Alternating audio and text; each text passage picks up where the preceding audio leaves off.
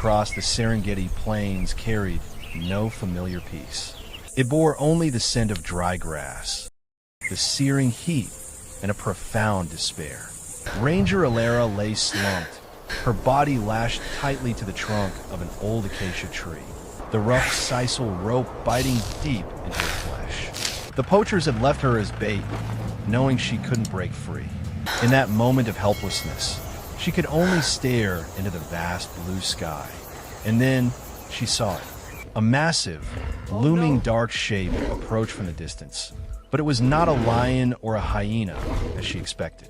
It was Keto, a 400-pound silverback gorilla. The Serengeti was a kingdom of big cats and antelopes, not this giant primate. It was an image that defied all natural rules, yet it was Alara's only thread of hope. Keto was not native. He was a unique individual Alara had rescued months ago from an illegal trade ring near the Congo border, subsequently relocated to a temporary recovery zone near the edge of these plains. Keto's gaze settled on Alara's face. It was not the stare of a predator, but one of clear recognition, a miracle that science calls advanced primate social memory. The V-shaped scar on Keto's right finger, which Alara herself had stitched, was proof of an unspoken death. Alara closed her eyes and prayed. Would the gratitude of a creature far from its home be powerful enough to overcome wild instinct and the dangers of the Serengeti? This is a story about a bond that transcends every biological and geographical barrier, proving that kindness is the strongest language of all. Keto approached, his colossal shadow offering Alara partial cover from the harsh sun. He was neither aggressive nor rushed.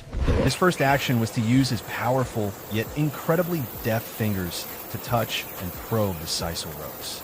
Alara felt the inherent warmth and strength in that contact, an astonishing contrast to his current gentle purpose. Instead of pulling violently or biting down, Keto began a meticulous task, searching for the knot's weak point. At that moment, Alara recalled the 3 days she spent caring for Keto's injured infant at the recovery center. She had used her own hands to clean the wound, apply bandages, and feed the infant. Keto, when he was there, though maintaining a cautious distance, had observed her every action. Scientists term this episodic memory in primates, the ability to recall the specifics of a past event and use that information to inform current behavior. Keto didn't just remember Alara, he remembered her kindness. Keto's eyes were locked on the knots. He used his large thumb to gently pry and tug at the strands. It was an extremely slow and difficult task. The ropes were stiff with morning dew and Alara's perspiration, tightened almost impossible. Keto's movements displayed a near absolute patience, taking immense care to avoid cutting Alara's skin. However, his presence on the open savanna, an unfamiliar environment for a jungle-dwelling gorilla, added to the tension. Keto repeatedly glanced around, ears twitching, vigilant for any movement on the horizon. He was a formidable warrior in the dense forest, but here, under the glaring sun with no cover, he felt exposed and anxious. His unease manifested in heavy, frustrated sighs. Keto encountered a complex knot lodged against Alara's chest, which was extremely difficult. He attempted to use his lips and incisors to pull a thinner strand, but immediately stopped, fearing he might tear her skin. It was an expression of frustration, complex emotional behavior. Alara managed to croak small sounds of encouragement. Their silent communication was central to this narrative, evidence that trust can transcend species barriers. Keto was a dedicated rescuer, but the physical and geographical challenges were testing his loyalty to the limit.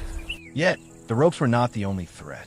The Serengeti is rife with deadly dangers, and they had just been spotted.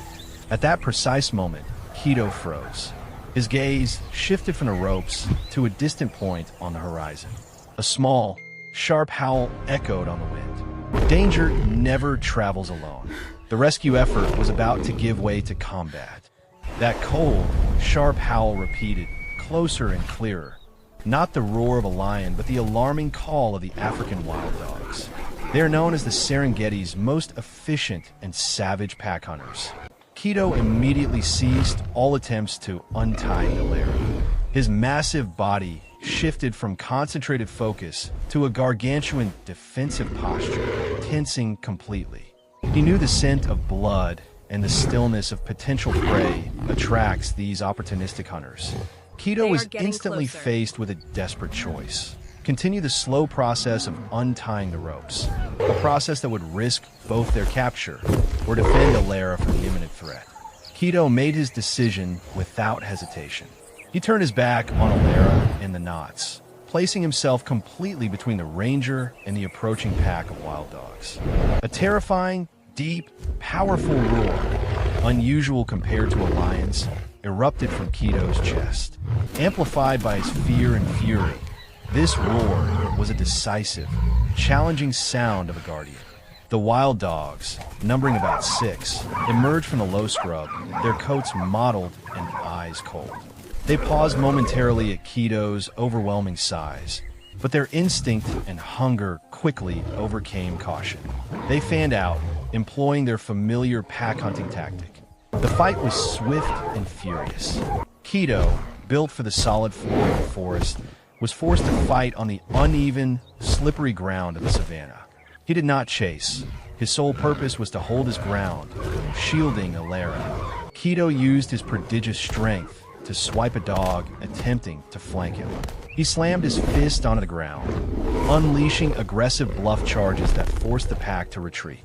Alara lay there, her heart pounding in her ears. She felt a profound, paralyzing guilt. Her savior was fighting for her life, placed in an unfamiliar environment solely because of her. Every strike, every dodge by Keto was a life-saving action. His loyalty was truly extraordinary, a steadfastness unswayed by instinct or danger. Eventually, Keto successfully drove the wild dogs back into the bushes. They hadn't fully left, merely retreating to observe, waiting for an opening. Keto turned back to Alara, panting heavily, exhausted, and sporting a deep superficial scratch on his shoulder. He looked at the ropes, then looked at Alara with a silent, profound frustration. I kept us safe. Now how do I set you free? Keto's empathy had overcome all barriers, but he needed a solution that required more than just primal intelligence. This was the moment they needed coordinated strategy, because on the Serengeti, opportunities never last. Keto stood upright, breathing heavily, his face etched with fatigue and frustration. He looked down at the knots again and then at Alara, his eyes pleading for a solution. Alara understood that, although Keto possessed immense strength and willpower, he could not perfectly distinguish between the rope and her flesh when using his teeth. His caution was the barrier. Adrenaline and desperation fueled Alara. She began to act. Gritting her teeth, she continuously rubbed the back of her right hand, where the rope was slightly looser, against the rough bark of the acacia tree. The bark tore at her skin, but she ignored the pain, focusing only on fraying the sisal fibers. She repeated the motion, trying to thin a specific point of the knot. Keto watched her every move with intense concentration, his intelligent eyes tracking each fraying strand. This provided evidence of the advanced observational learning capabilities of a silverback. They don't just recognize actions, they can infer the purpose behind them. When Alara felt the rope was significantly weakened at that spot, she strained her neck to nod decisively toward the weak point, then looked at Keto and opened her mouth in a silent command. It was a risky, near impossible communication, but Keto's eyes appeared to register the instruction. He lowered his head again. This time, there was no probing or hesitation. Keto took a deep breath. With a swift, precise, and perfectly controlled, powerful movement, he bit down hard on the thin section of the rope. Snap! The rope broke. Alara tumbled onto the side, her body hitting the dry grass of the savanna with a painful thud. She was free. She immediately scrambled backward, a natural, uncontrollable reflex when standing before a giant animal like Keto. But the danger was not over. Just then, another sound reached them, the distinct noise of an approaching car engine. The poachers had returned. Keto whirled around. He stood tall, using his overpowering size to shield Alara in the crucial seconds it took for her to scramble to cover behind a large rock formation nearby. Keto let out a short, authoritative growl, not to attack, but to assert, "This is my territory." Alara had escaped the poacher's sight, and the sound of their truck faded away. She leaned against the rock, her body aching, but her spirit completely revived. The immediate danger had passed. She looked at Keto. He had turned back to her, standing there, breathing steadily. There was no remaining anger or panic, only a calm, unwavering gaze. This was the moment of atonement and gratitude. Alara slowly, deliberately extended her battered hand. Keto, the massive silverback of the jungle lost on the savannah, understood. With a humility and trust that science cannot fully explain, he slowly lowered his huge head. Alara gently scratched the base of his scarred ear, a gesture she had used while treating his baby. It was a profound, wordless connection, a final thank you without language, an ultimate acknowledgement of the debt paid. Following that moment, Keto let out a soft snort, like a final farewell. He turned away, not hurriedly, but with quiet dignity, and walked slowly into the distance, carrying his silent majesty as he moved towards the thicker scrub on the Serengeti Ridge. Alara sat alone, safe, and utterly astonished. This story is not just about a rescue. It's an affirmation of a universal law. Kindness is the ultimate survival tool. Keto, thousands of miles from home, lost in an alien environment, did not forget the woman who saved his family. His loyalty overcame both geographical barriers and the instinct for self-preservation. It proves that, for intelligent creatures, empathy can build alliances that transcend all human prejudices. For Alara, the greatest reward for her conservation work was not the later capture of the poachers, but the confirmation that the link between species is real and immensely powerful. Keto's presence on the Serengeti was an impossibility, but his loyalty was a fact. If this story has given you hope, if you believe that kindness can exist in the most distant places, share this video now. Tell us in the comments, where have you found an unexpected connection in your life? And don't forget to hit the subscribe button and the notification bell so you don't miss the next chapter in the wild saga of empathy and survival. Kindness is the only ecosystem worth saving. The sound of a rope tightening around flesh is a memory no one wants to carry, especially not a man who has dedicated his life to preserving the wild. What happens next when the faintest sliver of hope comes from a lion itself? Let's find out. And don't forget to subscribe to the channel so you don't miss emotional, boundary-crossing stories like this. The sky over the Masai Mara National Reserve that day was brilliant and unforgiving. The sun was high, turning the low acacia bushes into distorted ghosts on the dry grass. Kellen, a veteran park ranger, no longer saw the scene's immense beauty. All he felt was the burning of his skin as the rough hemp rope constricted against the tree trunk. The poachers had left him behind after taking his radio and gun. They wanted him to be a chilling warning. Hope was slowly dissolving, giving way to exhaustion and a searing thirst. Kellen closed his eyes, trying to find a moment of peace in the dry wind. Then, something else replaced the sound of the wind. It was a heavy, slow sound sliding through the grass, powerful enough to make the ground seem to tremble slightly. He opened his eyes, and his heart stopped. A massive shadow fell over him, carrying the heat and powerful scent of an apex predator. It was a fully grown male lion, a true king of the savannah, stopping just a few steps away. Its amber eyes locked onto him. Kellen knew that look, a sharp, cold observation. But he also knew that if this were any ordinary lion, this moment would be the end. In desperation, as he searched for any sign that the beast might spare him, Kellen's eyes swept over its powerful back. Right between the shoulder blades, he saw it, a jagged, white, nearly perfect scar. Kellen's heart pounded for an entirely different reason. He recognized the scar. It wasn't a fighting wound. It was a surgical suture he himself had performed months ago when a lion named Taji was severely injured after a territorial battle. That life-saving act had required Kellen to risk his own life, but it had succeeded. And now, his fiercest patient stood here. That unimaginable bond, a debt between man and beast, had been reawakened, right in the ranger's moment of life and death. In nature, kindness has no monetary value, but Taji was ready to repay a debt the human world often forgets.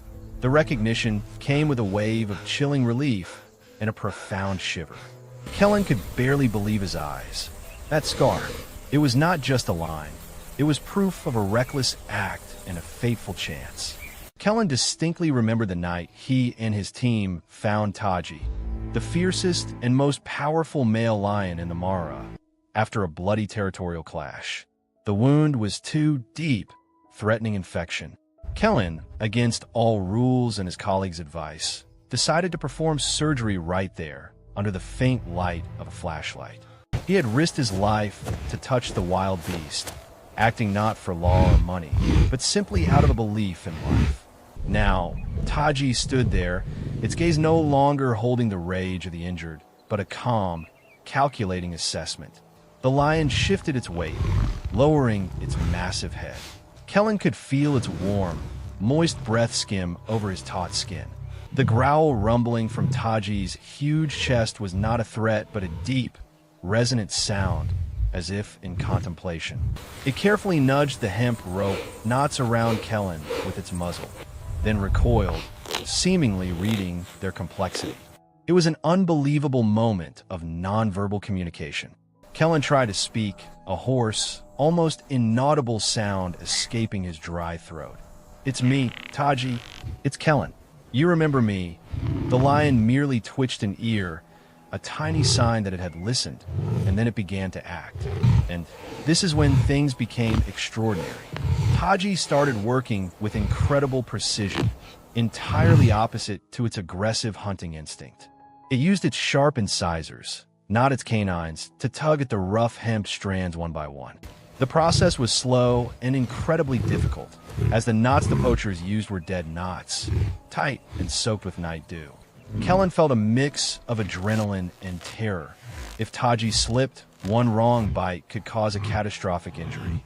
But the animal, with a focus that was almost surgical, worked tirelessly. Strand by strand, the hemp was stripped away. The progress was minimal, but Kellen felt a spark of hope blaze in his chest. He saw the determination in Taji's eyes, as if the lion understood it was performing a vital mission. However, that fragile hope was quickly crushed by a new, far greater threat. A loud, insistent sound, like a rolling drum across the savannah, quickly replaced the crackling of the stripping rope. Between two distant acacia trees, a large dust cloud billowed up, followed by massive, dark brown forms, moving with terrifying speed and anger. A herd of Cape buffalo was charging. They are one of Africa's most dangerous species, known for their aggressive nature and willingness to trample anything in their path. The buffalo were approaching, agitated by the unusual noise and the presence of a lion in the open, which they perceived as a threat that needed immediate elimination. Taji instantly stopped its rescue work. It raised its head, its eyes shifting from the knots to the approaching danger. The buffalo's bellows, the thundering of their hooves on the ground, signaled a desperate choice. Must Taji continue saving Kellen or protect them both from frantic herd? This debt of gratitude, it seemed, would demand an exorbitant price. Taji stood before a desperate choice: complete the rescue and risk being fatally trampled, or defend Kellen and lose his chance for freedom. Kellen's eyes were fixed on the charging buffalo herd, his mind swirling in chaos. Over 100 buffalo, with massive curved horns and eyes red with rage, ready to turn any obstacle into mud. They were the embodiment of blind, savage power. Taji did not hesitate. It completely abandoned the not undoing work, a clear demonstration of its priority. The great lion turned, positioning itself as a perfect shield between Kellen, who was helplessly bound to the tree, and the frantic herd. It opened its mouth, not in an angry roar, but a resounding territorial bellow, an unmistakable warning of a protector. This roar shook the air, causing the buffalo to momentarily flinch, like a wave stopped by a stone wall. But the buffalo's aggression quickly overcame their fear. The lead bull, an old male with large, chipped horns, lowered its head and began a charge. The fight unfolded in a whirlwind of dust and violence. Taji was not hunting, it was purely defending and protecting. It used its immense weight to hold its position, employing its claws and entire body to push back the buffalo, trying to breach the defense line. Kellen watched in horror, his heart hammering in his chest. Each buffalo thrust could break Taji's bones, yet the lion stood firm, upholding the invisible promise forged by the scar on its back. Taji fought with incredible focus. It wasn't just protecting Kellen, it was protecting an act of kindness that had saved its life. Finally, with a mighty shoulder heave, Taji knocked the lead bull off balance, disrupting the herd's charge. The buffalo, sensing the resistance was too great and unwilling to risk further, began to turn, slowly retreating toward the further reaches of the savannah. A fragile victory. Taji, panting, with a deep scratch on its flank, slowly turned back toward Kellen. Its massive body was exhausted, its chest heaving. It gently nudged its muzzle against Kellen's cheek, a gesture confirming the danger was temporarily gone.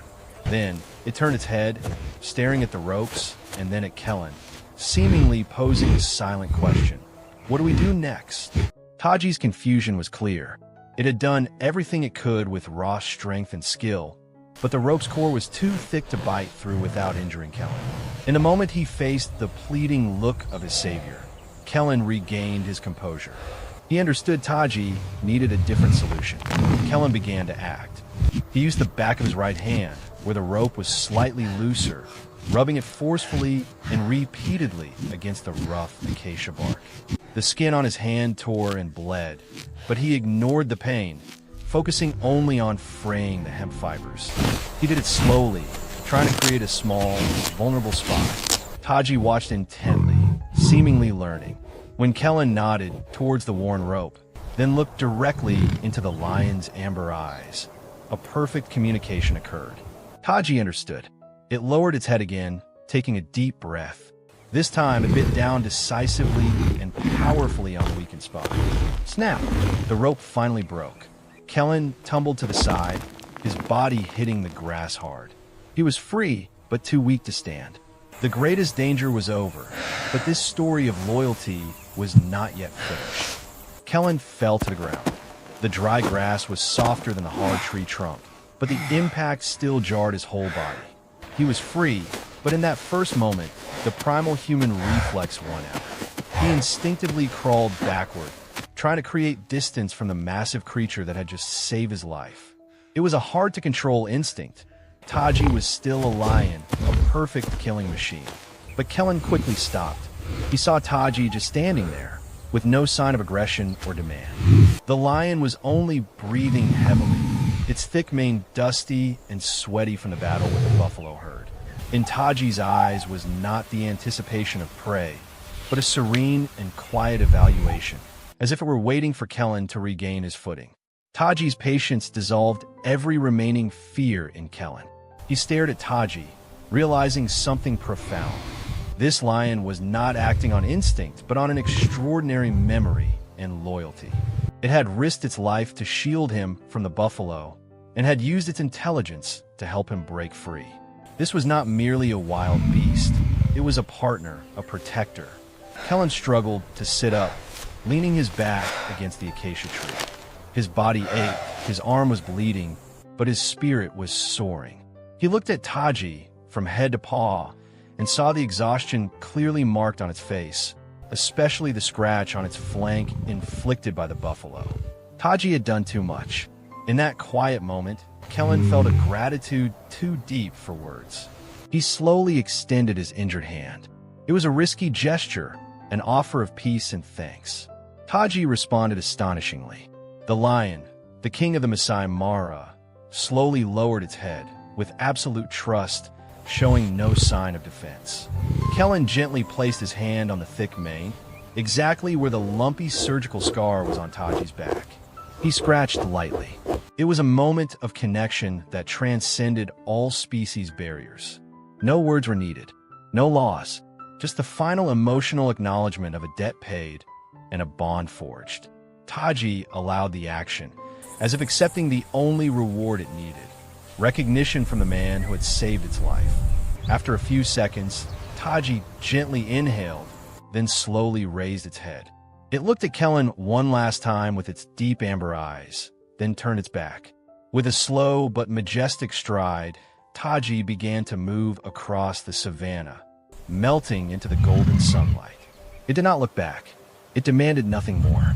It left Kellen there, safe and utterly speechless, facing the truth that kindness had created an alliance no science could fully explain. Kellen would soon report the poachers, who were eventually brought to justice. But his real reward was not the legal victory, but the confirmation that compassion is a force that exists even in the wildest and darkest corners of nature. The story of Taji and Kellen is not just luck. It is a powerful lesson that kindness, when given unconditionally, is never forgotten. As Taji faded into the bushes and the intense sunlight of the Masai Mara, Kellen was finally able to stand. His body trembled with exhaustion and adrenaline, but his mind was crystal clear. He had been rescued, not by weapons or technology, but by an invisible covenant etched into the memory of a wild animal.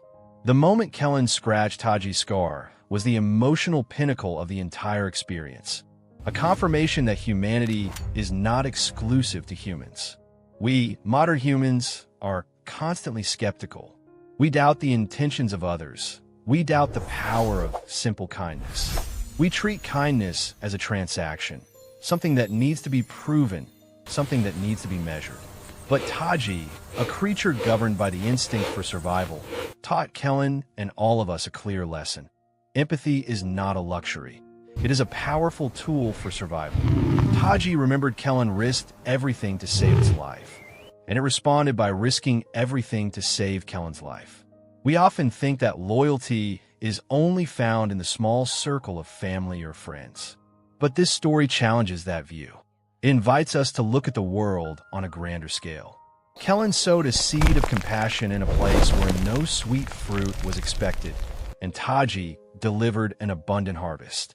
Now, ask yourself, if a lion can remember and repay kindness months later at the cost of confronting a ferocious buffalo herd, then what have we, rational beings, done with the kindness we have received? Have we forgotten it or repaid it in our daily lives? This story is not just about a rescue. It is a gentle but powerful reminder for us to build bridges instead of walls. Taji and Kellen created a survival alliance. We can do the same in our communities, in our work, and in our families. Find a relationship, a neighbor, or a project you have neglected, and apply Taji's principle. Fierce protection is born from a memory of kindness. Kellen eventually returned. The poachers were apprehended, but his greatest reward was not the legal victory, but the validation of his life's meaning. That connection, trust, and compassion are immeasurable forces on the journey of survival. If this story has given you a dose of hope, a renewed belief in the possibility of connection beyond all barriers, please hit the like and subscribe buttons.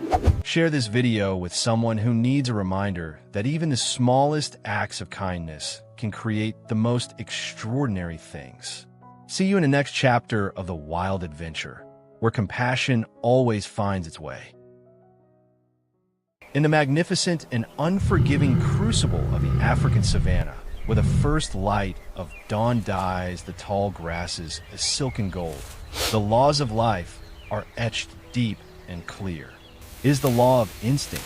It is written in claw, in fawn, in an unceasing vigilance. The hunter must pursue, and the hunted must flee. Every creature understands its role, shaped by millions of years of evolution. Fear is mandatory. Survival is the goal. But there are stories, rare moments, that occur to challenge that entire order. One quiet morning, In the legendary plains of the Serengeti, park rangers came across a sight that even the most seasoned scientists could not believe. In the shadow of an ancient baobab tree, a small female baboon named Kala, whose fur was the color of earth, sat clutching a living being. It was not a lively baboon infant, but a tiny lion cub, barely a few days old, nestled deep in Kala's protective embrace for warmth. Baboon and lion, the hunted and the hunter. The two opposite poles of the circle of life were now one in a deeply contradictory image. The cub's mother, Rami, was gone, perhaps due to illness or abandonment by the pride. But instead of leaving the cub to a harsh fate, Kala made an extraordinary choice. She chose maternal love over instinct. She chose compassion over fear. Can love truly be stronger than inherited fear? Could a baboon teach the future king of the jungle about mercy? Follow the phenomenal story of Kala and Rami, a story that will make you rethink the final boundaries of altruism. Kala was not the troop's matriarch, but she was known as a mother with a gentle nature and extreme devotion to her young. Her life revolved around foraging, watching out for threats, and protecting her small infant. But everything changed on that fateful afternoon. The lion cub, Rami, was found in a narrow rock crevice, where his mother had succumbed to a mysterious illness, or perhaps a severe injury after a territorial dispute. Rami lay there, soaked and weak, his desperate, tiny meows not loud enough to pierce the savanna silence. When Kala stumbled upon Rami while foraging, her first instinct was to retreat. Lions were the reason baboons slept restlessly and lived in constant alertness. A lion was the enemy. But then, something deep took hold. Perhaps the sound of the helpless crying infant touched her sacred maternal instinct. An internal struggle lasted only a few short minutes. It felt like a lifetime. Fear or compassion? In the end, compassion won. Kala, with a courage that even a male lion would respect, crouched down. She gently used her mouth and hands to lift Rami.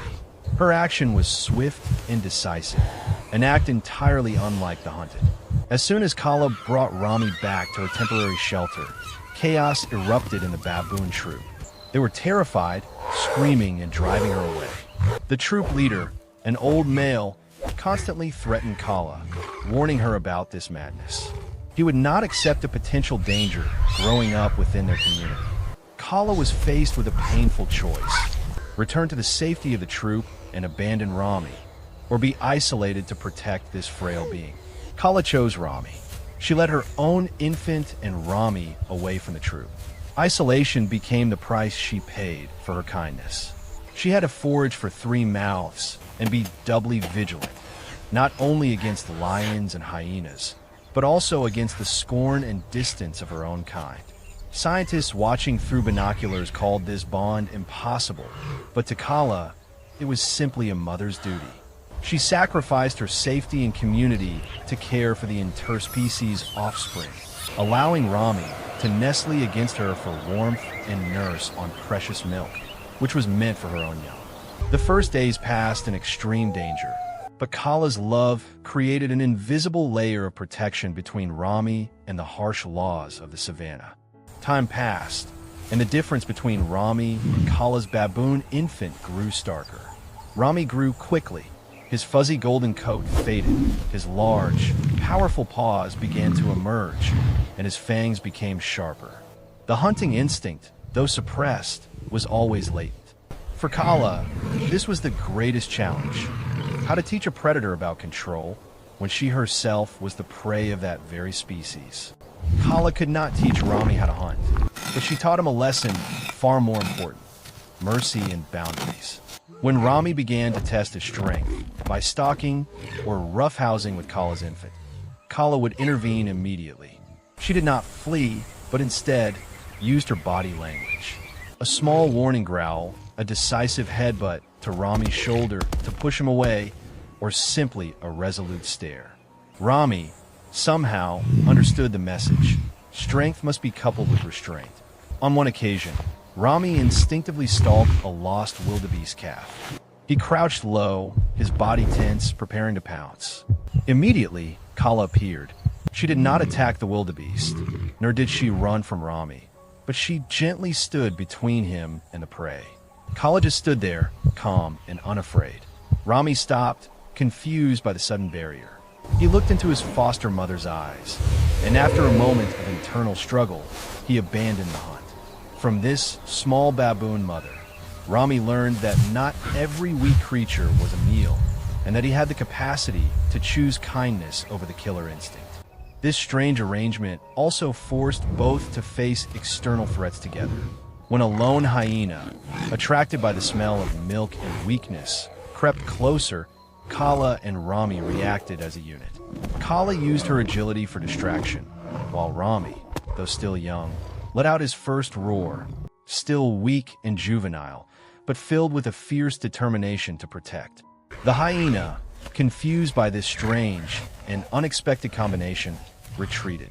This unusual bond created a protective wall that no natural law could explain. Rami grew up not only with the strength of a lion, but also with the patience, vigilance, and compassion of a baboon. Love had molded his predatory nature, shaping a different kind of future king. Rami had grown. He was no longer a cute, cuddled cub, but a robust young lion, with a nascent mane forming a dark halo around his face. His cohabitation with Kala had become unsustainable. His weight and strength were no longer suited to life in trees or small rock dens. More worryingly, his nature was to dominate, and he needed to learn how to communicate and survive in the world of his own kind. And then, the final test arrived. One hot afternoon, a coalition of young male lions, pushed out of their own pride, wandered into Kala's territory. They were aggressive opportunists, seeking territory and rivals to assert their strength. They quickly spotted Rami. They smelled the baboon's scent and the weakness in Rami's demeanor, a combination that made him a perfect target. In the law of lions, young males must eliminate potential rivals before they grow too strong. The air grew thick. The low growls of the strange lions echoed like thunder. They began to tighten the circle. In that moment of life and death, Kala performed an act of absolute bravery, exceeding all limits of self-preservation instinct. She did not run. She placed her small, hairy body between Rami and the intruders. She screamed, jumped, and stomped fiercely, displaying an aggression and protection a baboon should never show a lion. The young male lions, confused by the fearless and confrontational prey, momentarily paused. Rami could have taken that moment to flee, but he did not. He stood still, his heart seemingly struggling between the lion's fighting instinct and the lesson of loyalty. Then, something extraordinary happened. Rami stepped forward, standing shoulder to shoulder with Kala. He opened his mouth and let out a roar. Not the weak cry of the past, but a deep, powerful sound that resonated across the savannah, full of authority and the promise of a king. He protected his foster mother. Confronted by this strange combination and unexplainable courage, the other male lions grew wary and eventually retreated. Kala had bought precious time for Rami. After that moment, the park rangers realized it was time to intervene. Rami had proven his strength and survival ability, but to live a full life, he needed a pride. They arranged to transfer Rami to a nearby reserve, where a lioness pride needed a strong and wise male. The scene of separation was a silent, emotional moment. Kala stood on a rock, watching the transport cage carrying Rami fade away. There were no cries of sorrow, only the gaze of acceptance. She had done the impossible. She had raised a lion with love and taught him with compassion. Her legacy had begun. Rami began his new life in a lion pride. The first days were tense. He carried the scent of baboon, and his behavior was unlike any other young male lion. He did not rush to show off his strength or engage in reckless hunting. Instead, he showed patience, vigilance, and mercy, the qualities he learned from Kala. He hunted and shared food. He stood guard at night and mediated arguments. He became a different kind of leader, strong yet wise, ruling with restraint rather than mere power. After 6 months, Rami was fully accepted by the lionesses. He became a respected protector, and a miracle happened in his territory. Rami's pride never hunted baboons. Though baboons were easy and readily available prey, they remained safe in Rami's area. It was Kala's silent legacy, a code of honor Rami carried with him, creating an inexplicable zone of safety for the species that raised him. Meanwhile, Kala aged in peace. She was accepted back by her old baboon troop, not for her strength, but for her extraordinary courage. She became a silent icon, a reminder of love transcending prejudice. After years of peaceful life, one early morning, rangers found Kala lying in eternal rest under the morning sun, passed away peacefully without pain or fear. That same night, a sound echoed across the savannah, a long, deep, resonating roar that lasted longer than usual. It was Rami, standing at the border of his territory under the moonlight. His roar was not a challenge, but a hymn of tribute, a grateful farewell to the interspecies mother who taught him the true meaning of strength. The story of Kala and Rami proves that love, connection, and compassion have no species boundaries. In a world that often prioritizes division and conflict, this story reminds us that kindness is a universal language that can mold even the fiercest nature. It is the belief that the most impossible connections are the strongest, and one brave heart can change the laws of nature itself. If this moving story has brought you hope, please hit the like button and share it with a friend who needs inspiration today. What do you think was the hardest thing Kala had to teach Rami? Leave your thoughts in the comments below. And don't forget to subscribe to the channel so you don't miss the next inspiring stories about the power of love and life. The morning sun stretched across the thick pine groves of the Montana mountains, transforming Dr. Alara Vance's wooden cabin into a serene scene. The chirping of birds and the scent of damp pine were a familiar symphony that Alara, a retired conservation veterinarian, cherished. Sipping her coffee on the porch, she felt a rare tranquility after years on the front lines of wildlife rescue. Beside her was Kaiser, a sturdy German shepherd who always played the role of the silent protector. Kaiser, with his shiny black and tan coat under the sun, often leaned against Alara's legs, his brown eyes vigilant yet calm.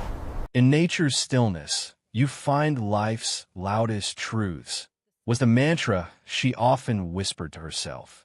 Mid-morning, that peace abruptly broke. Without a bark or a warning, Kaiser suddenly stood up. He didn't run. He glided quickly and vanished into the dense woods in an instant. Alara's heart skipped a beat. Kaiser never left his guard post without reason. She put her coffee cup down, her professional gaze mixed with worry, and followed his tracks. After a few minutes of walking along the overgrown path, she called his name. Then, Kaiser reappeared. He didn't bolt back, but walked slowly, cautiously. In his mouth, held as gently as an egg, was a small, trembling, pale yellow object. Alara stopped, her entire body frozen. The light filtering through the canopy fell directly onto the creature, and she realized with horror it was a newborn lion cub, soaking wet and nearly unconscious. The shock lasted only a second. Then, the rescuer's instinct took over. Alara did not panic. Even facing a creature that absolutely did not belong in the Montana ecosystem, her professional rationale prevailed. Panic is a waste of precious time. I must be the lifeline for this small creature, she told herself, her voice a declaration of her composure. She gently took the cub from Kaiser's mouth, quickly checking its condition. Its skin was cold, its mucous membranes pale, and its breathing dangerously shallow. Alara's initial diagnosis: severe dehydration and hypothermia dangerously close to death. She carried the cub into her small clinic, a room fully equipped with her specialized veterinary tools. This was when her 15 years of experience in wildlife veterinary medicine came into play. She placed the cub on a soft heating pad, wrapping it in lightly warm towels, keeping it away from direct heat. Her every move was meticulous and firm, with no wasted motion. The next crucial step was fluid therapy. With intense focus, she prepared and administered subcutaneous fluids, a method requiring absolute precision to avoid harming the tiny, fragile body. Throughout the tense emergency, Kaiser did not leave her side. He lay under the examination table, whimpering softly like an encouragement. His vigilant eyes followed the cub's every movement, acting as a calm anchor in the storm of the emergency. The strange bond between the woman, the dog, and the lion cub was palpable, a sight that soothed Alara's anxiety. Under Alara's professional care and the warmth of the heating pad, a faint pink began to return to the cub's gums. It let out a weak, kitten-like mew. As the creature's condition stabilized slightly, curiosity and concern resurfaced in Alara. How could a lion cub appear in the middle of the Montana wilderness? It couldn't be a native animal. Without hesitation, she called an old friend, Ranger Marcus, at the nearby Montana Wildlife Sanctuary. Marcus's voice was rushed and tense when he heard Alara's description. A lion cub in Kaiser's mouth? Then came a heavy sigh. Marcus revealed a secret. He explained that a small pride of African lions, the evidence from a strange, seized exotic pet trade case, had been secretly relocated there and was being temporarily housed while preparing for transport to a safer facility overseas. They had discovered a missing cub during their morning check and had been searching for the past 3 hours. Alara hung up, staring at the tiny life in her arms. This wasn't a coincidence. It was fate. Even in retirement from conservation life, she had been entrusted with an emergency rescue mission, proof that her purpose had found her once again. Ranger Marcus and his colleague were on their way. In less than half an hour, the screeching brakes of the wildlife sanctuary vehicle shattered the forest silence. Ranger Marcus and a younger colleague, Sarah, stepped out, their faces stressed but professional. Their appearance, in khaki uniforms and a high-tech, equipped vehicle, created a stark contrast to Alara's rustic clinic space. Alara quickly relayed the cub's medical status.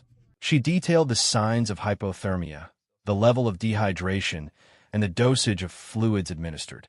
Marcus and Sarah, though younger, showed absolute respect for Alara's experience and precision. "You saved its life, Dr. Vance," Marcus said, his voice full of gratitude. They carefully transferred the cub into a specialized transport kennel, equipped with modern temperature and oxygen regulators.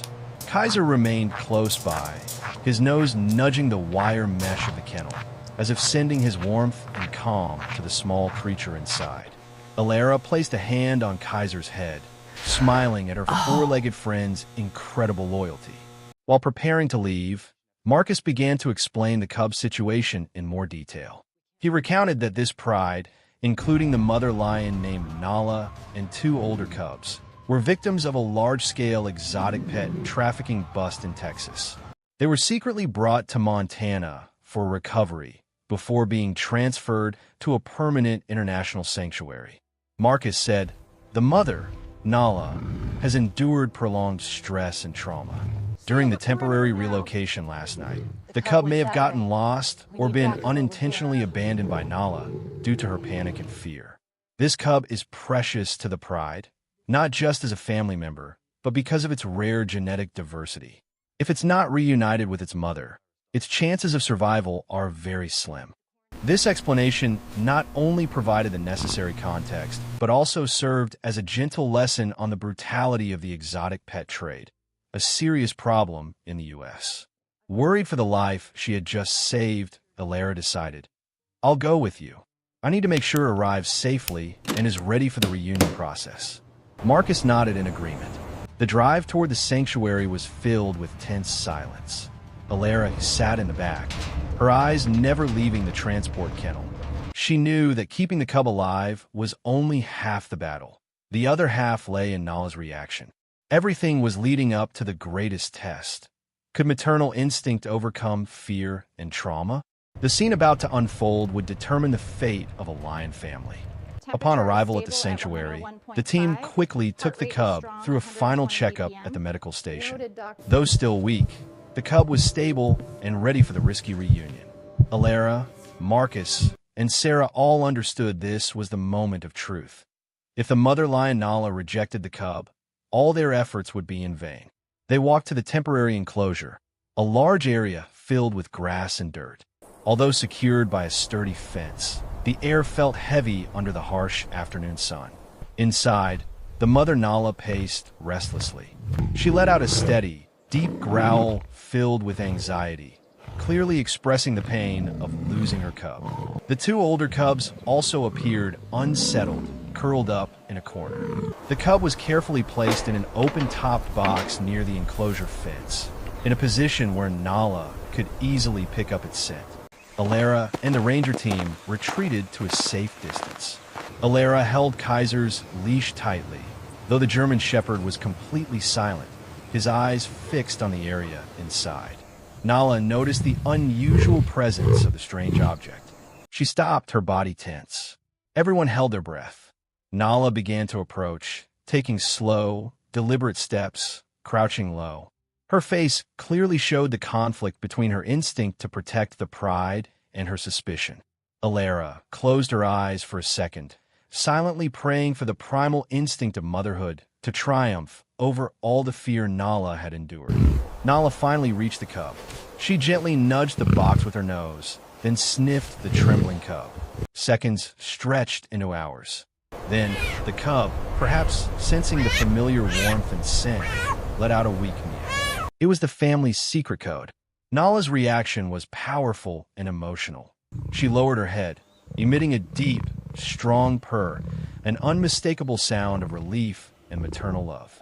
She gently bit the cub's nape, lifting it with surprising tenderness, and carried it back to the secluded corner where the two older cubs were waiting. She began to lick the cub's fur, a familiar act of care. The two older cubs immediately approached, licking and circling their sibling. The family was reunited. Alara stood leaning against the fence, tears streaming down her cheeks. Kaiser whimpered softly, wagging his large tail. In that moment, she knew that she and Kaiser had not just saved a life, but had restored a family. Kaiser, my silent hero, you performed a miracle, Alara whispered, grateful for her companion who had followed the call of compassion across species lines. The next morning, the Montana sun once again shone peacefully. Alara and Kaiser returned to the sanctuary to visit the lion family. The tension and urgency were gone. The atmosphere was now filled with relief and warmth. Through the fence, they saw Nala sprawled on the grass, the cub safely nestled beneath her belly. The two older ones played nearby. It was a perfect image of life preserved. Ranger Marcus stood beside Alara, smiling. Dr. Vance, you and Kaiser delivered a miracle. You know, the story of a German shepherd who followed his instinct, saved a lion cub to reunite it with its mother, will be the story we use to raise awareness. It touches people's hearts, not just about conservation, but about boundless connection. Alara stroked Kaiser's head, her eyes full of gratitude. I thought I was retired, Marcus. But perhaps my purpose chose this way to find me again. Sometimes the greatest actions come from the purest instincts. She paused, taking a deep breath of the fresh mountain air. We often think of the wild world as completely separate from our daily lives. We draw boundaries between humans and animals, between one species and another. But in that moment, Kaiser, a dog trained to protect sheep, answered a call that crossed the boundaries of species. He didn't act for personal gain, but for a deeper instinct, the instinct of compassion. Compassion is not just an emotion. It is a powerful guiding instinct that helps us see the pain of others, whether it's a person or a small creature trembling under a tree. This journey has taught me that as long as there is love and care, there will always be a solution and healing. If our story has touched your heart, I hope you will consider supporting the Montana Wildlife Sanctuary, where they do the extraordinary work of protecting stories like this every day. And if you've ever had an animal show you a new kind of love, a magical connection, please share your story in the comments below. Let us build a chain of infinite compassion together. Mission accomplished. Alara and Kaiser returned to their familiar wooden cabin. She sat down on the porch chair, feeling the tiredness, but also the serenity spreading through her body. Kaiser slowly lay down, gently resting his large head on Alara's lap. His steady, peaceful breathing was the most wonderful sound after all the stress. Together, they gazed at the Montana landscape stretching out before them, a vibrant picture under the late afternoon sun. It was not just the peace of the mountains. It was the feeling of completeness that comes from knowing compassion has won. Everything had concluded, but the story of the magical connection and the life preserved would continue to resonate in their souls. If this story has touched your heart, don't forget to like this video and subscribe to our channel for more stories of healing and connection between humans and animals. See you in the next videos. On a quiet Tuesday morning, millions of American viewers tuned in to watch a routine news segment on wildlife conservation. They expected the familiar data and sharp analysis from Chloe, the renowned international correspondent. She was always composed, professional, maintaining an invisible wall between personal emotion and objective fact. On screen, Chloe stood in a makeshift studio in Nairobi, her face a picture of gravitas as she discussed the poaching crisis. Everything was under control, perfectly aligned with the prepared script. But then, the unbelievable happened. A huge, majestic shadow began to fall across the frame. It was a mature, silverback gorilla, a creature whose size and power could intimidate anyone. The entire production crew held their breath. Audiences worldwide were stunned. The gorilla, bypassing its handler, walked straight toward the correspondent's desk. The tension in the studio was so thick viewers could feel it through the screen. As the animal approached, all the professionalism, every emotional wall Chloe had meticulously built throughout her career, came crashing down. Instead of continuing the report, Chloe suddenly fell silent. Her face changed completely. Her gaze locked onto the animal's deep, knowing eyes. Then, an impossible thing occurred. The massive creature, instead of growling, performed an intimate gesture, touching her with an unexpected movement. And Chloe, the steel-nerved reporter, collapsed onto the desk, bursting into uncontrollable sobs live on national television. Why would a professional journalist break down over a wild animal? Why did the gorilla approach her instead of its keeper? This story isn't about statistics. It's about a bigger question. What bond existed between these two beings from two separate worlds, and could it possibly have lasted through 5 years of separation? To understand Chloe's meltdown on air, we must go back 5 years to the moment her life took a drastically different turn. Chloe was the epitome of the modern female journalist. Sharp, flawless, and most importantly, in absolute control of her emotions. She built a glittering career in New York by maintaining an invisible distance from everything she covered. For her, emotional connection was a vulnerability, an unnecessary risk. Her personal life was as simple and organized as her minimalist apartment. Everything had a rule, except perhaps her feelings.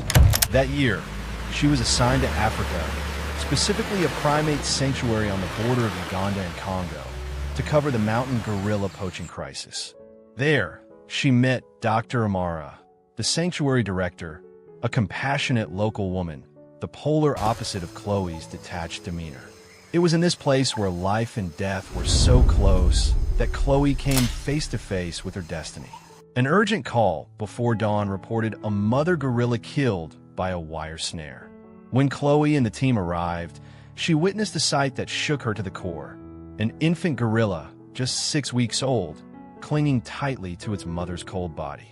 Rescue staff couldn't get close because the fragile animal was still roaring faintly, expressing profound fear and loss. This was the moment Chloe's wall began to crack.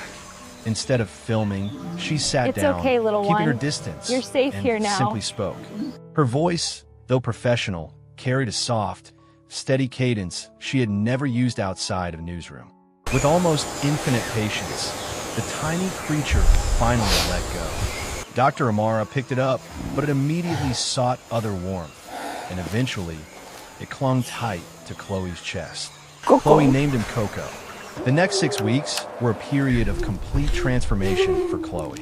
Gorillas are primates with incredibly complex social lives and intellect. Coco didn't just need bottle feeding.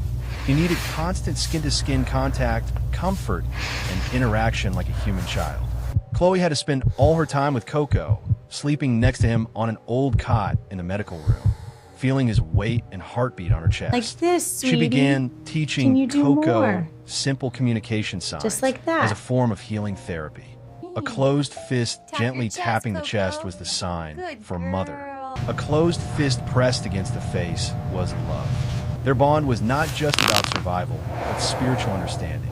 Coco responded with absolute trust, always seeking Chloe's eyes. The cold reporter had transformed into an intimate mother. But then, the assignment ended. The summons from New York arrived. Career and the strict rules regarding wild animals forced Chloe to make the cruelest choice. In the dark medical room, Coco. Chloe hugged I have to Coco go. one last time, Remember the tried to sign for explain with mother. words and signs. I'll always love you. Coco understood. He cried out, beat his hands against her chest, and then hugged her tightly. It was an act of protest and plea. Chloe left before dawn, carrying a deep emotional wound, leaving the infant gorilla in the care of Dr. Amara, telling herself that time and wild instinct would help Coco forget. 5 years after she left Coco in the African jungles, Chloe reached the peak of her career.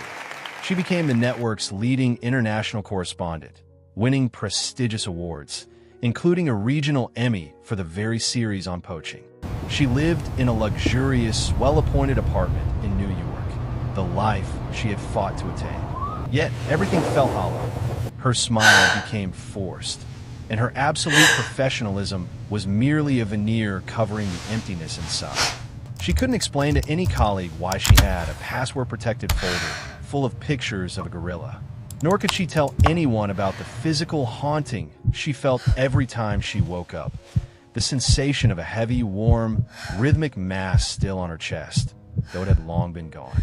She reassured herself with the scientific rhetoric every expert had used. Wild animals are resilient. Memories fade. Coco is fine. She had built her entire new life on the foundation of this lie. Her only anchor to the old reality was the monthly email from Dr. Amara. These emails, which Chloe always opened with trembling hands, showed Coco thriving.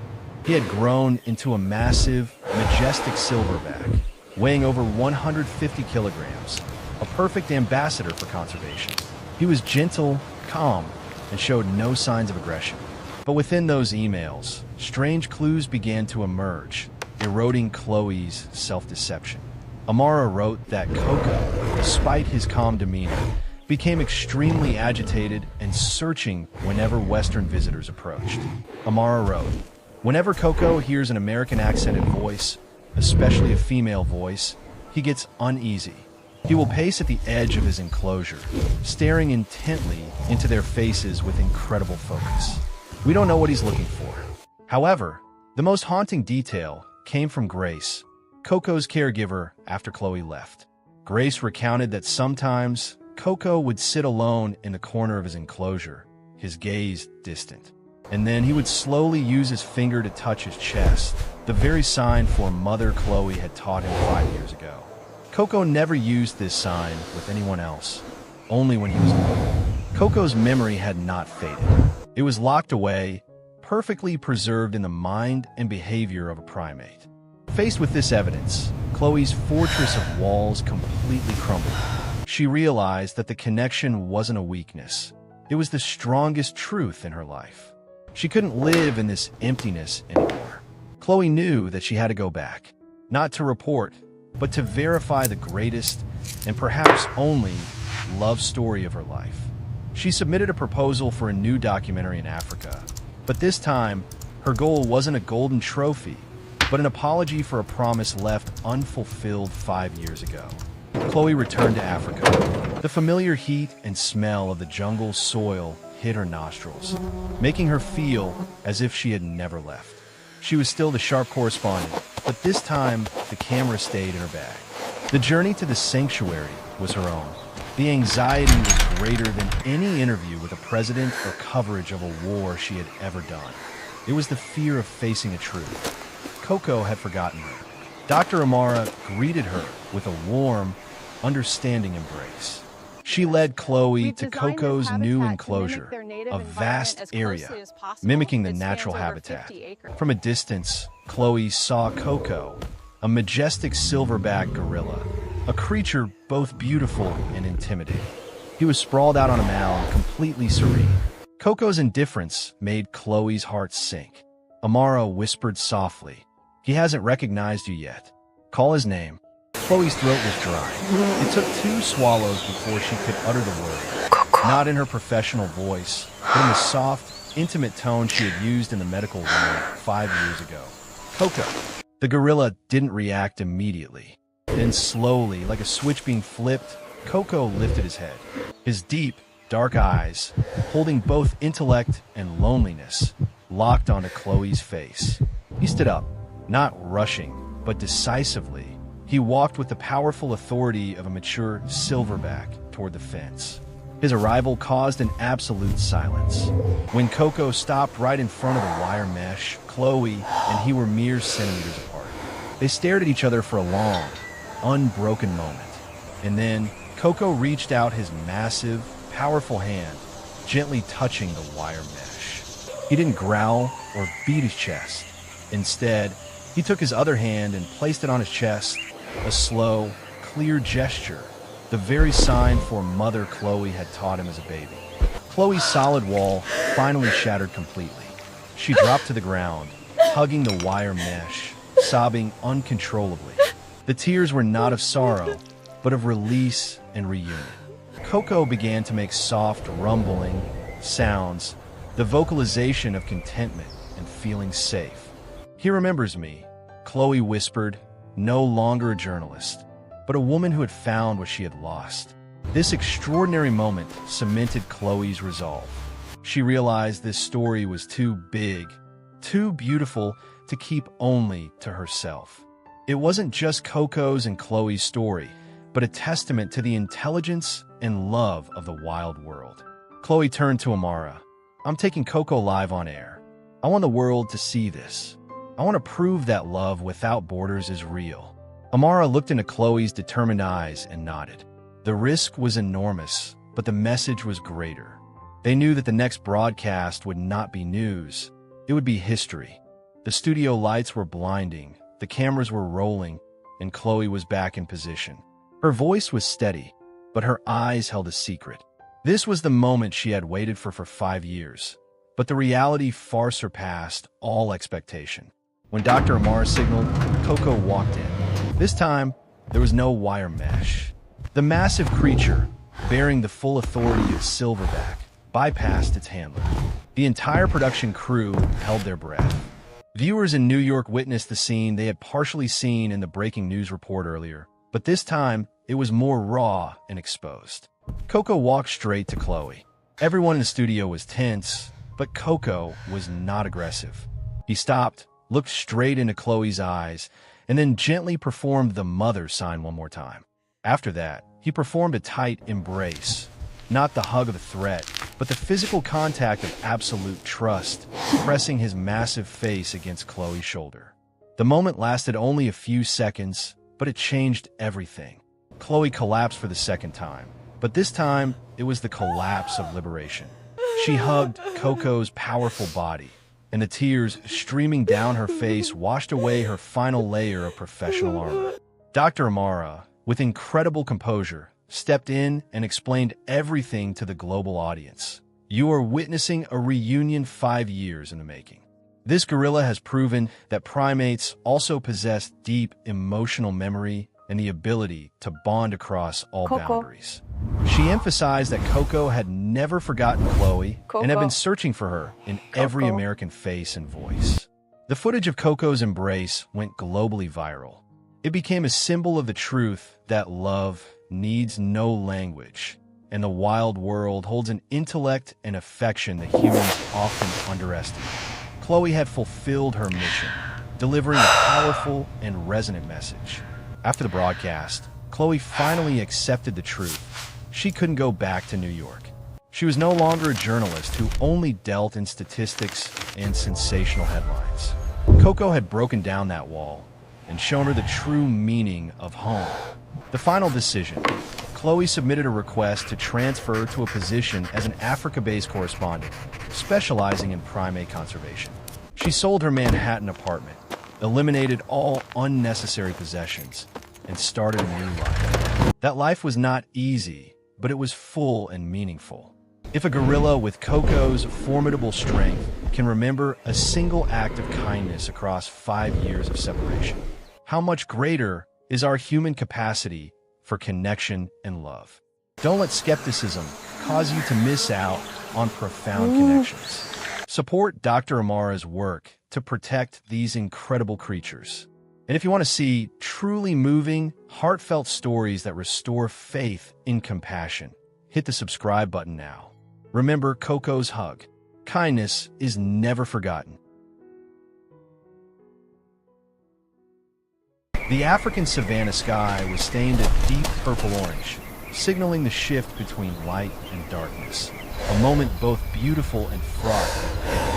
From the cockpit of her worn-out Jeep, Serena felt the slow, steady heartbeat of a land. For her, patrol was a sacred duty. It was about listening, about protecting the smallest sounds that whispered what was happening in the wild. And then, the tranquility was torn apart.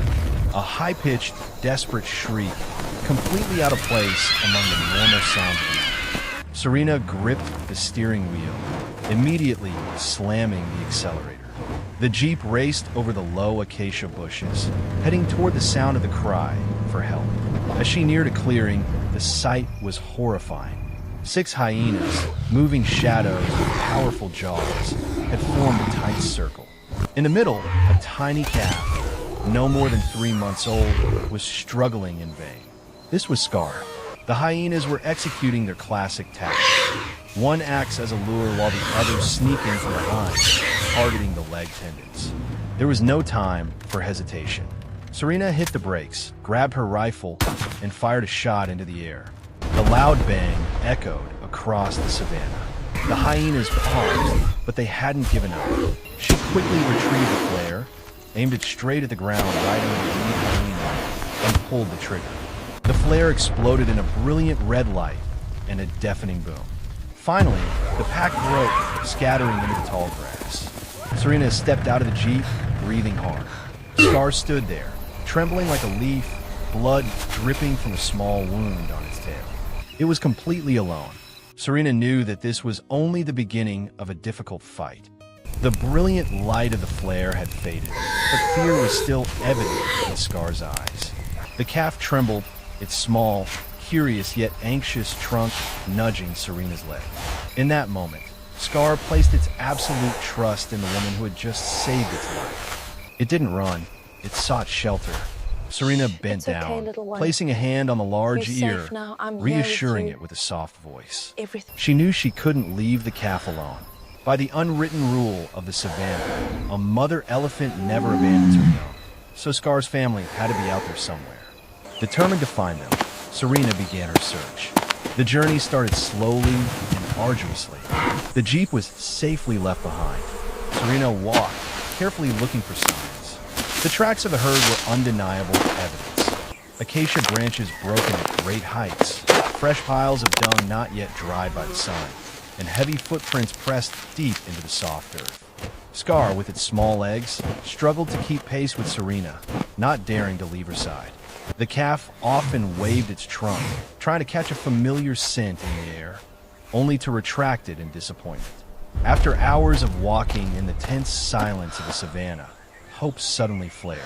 In the distance, through the ancient baobab trees, Serena saw a large elephant herd. The sight of the mature, tall, and majestic female elephants brought a sense of security and protection. Serena's heart lightened. This must be it, she thought. Without waiting for Serena to signal, Scar recognized it. The calf let out a joyful squeal, quickly separated from Serena, and charged toward the herd. But then, a heartbreaking event occurred. When Scar was still several dozen meters away from the herd, the matriarch, a powerful-looking cow, suddenly stopped. She spread her ears wide, emitting a low, deep, and menacing rumble of gloom. The entire herd stood still, their gaze fixed on Scar with suspicion, not the recognition of family. Scar froze, its large, round eyes showing confusion and panic. Serena understood what was happening. Elephants rely on scent for kinship recognition. Scar, perhaps separated too long or belonging to another herd, didn't carry the familiar scent. This rejection was a heavy blow to the hopes of both Serena and the calf. Tears seemed to well up in Scar's eyes as it was isolated from the warmth and safety it craved.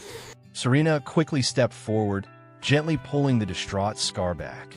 She hugged it close, feeling the trembling beneath the thick skin. A sense of failure washed over her, but she didn't allow herself to give up. They had to go back to re-examine the tracks one more time. There was only one faint, final hope, a weak, blurred footprint, seemingly from a lone elephant. Serena whispered to Scar, "Your mother is still out there, Scar. We will find her." They started again. This time, the road was much harder. Serena placed her faith in the faint, almost indiscernible track, the footprint of a lone, lost elephant. She believed that if Scar did not belong to the mighty herd, the real mother must be out searching for her child. It was a track of desperation and also a track of maternal love. A lone adult elephant on the savannah, she rationalized, was a sign of serious trouble. This path led them to a new challenge, crossing the hunting territory of a Cape buffalo herd. Serena was on high alert. African buffalo are notoriously aggressive, fiercely defending their territory, and can charge without warning. As they approached the dry riverbed, a large herd of about 30 buffalo appeared. The lead bull, with its massive, curved horns, looked at them with a menacing glare. The tension peaked. Serena knew the rules. Do not run, do not make direct eye contact, and move slowly and steadily. She placed a hand on Scar's back, transmitting the false calm she was trying to maintain. When the bull pawed the ground and performed a false charge, Scar flinched, wanting to run, and Serena held it back, forcing it to stay close to her, skirting around in a wide arc to avoid confrontation. 10 minutes felt like an eternity, but finally, they had passed the buffalo, stepping onto the opposite bank of the dry river. When the danger had receded, Serena sighed in relief, and then the miracle happened. Scar suddenly stopped. Its small trunk waved in the air, gathering scent. Scar let out an excited squeal, very different from its previous cries of fear. It recognized the smell. With surprising speed, the calf charged forward. Serena ran after it, tearing through the sparse bush, her heart pounding with hope. They came to a clearing under the shade of a large baobab tree. There, the mother elephant lay motionless. Scar rushed over, trumpeting mournfully, using its trunk to prod its mother's face, trying to push her up. But the mother elephant only stirred slowly, completely unresponsive. Serena quickly knelt down to examine her. The mother elephant was alive, but clearly suffering immense pain. She checked thoroughly and found the problem was not in the legs, but in the breathing. The mother elephant's breathing was shallow, heavy, and produced a rattling, wheezing sound with every inhale.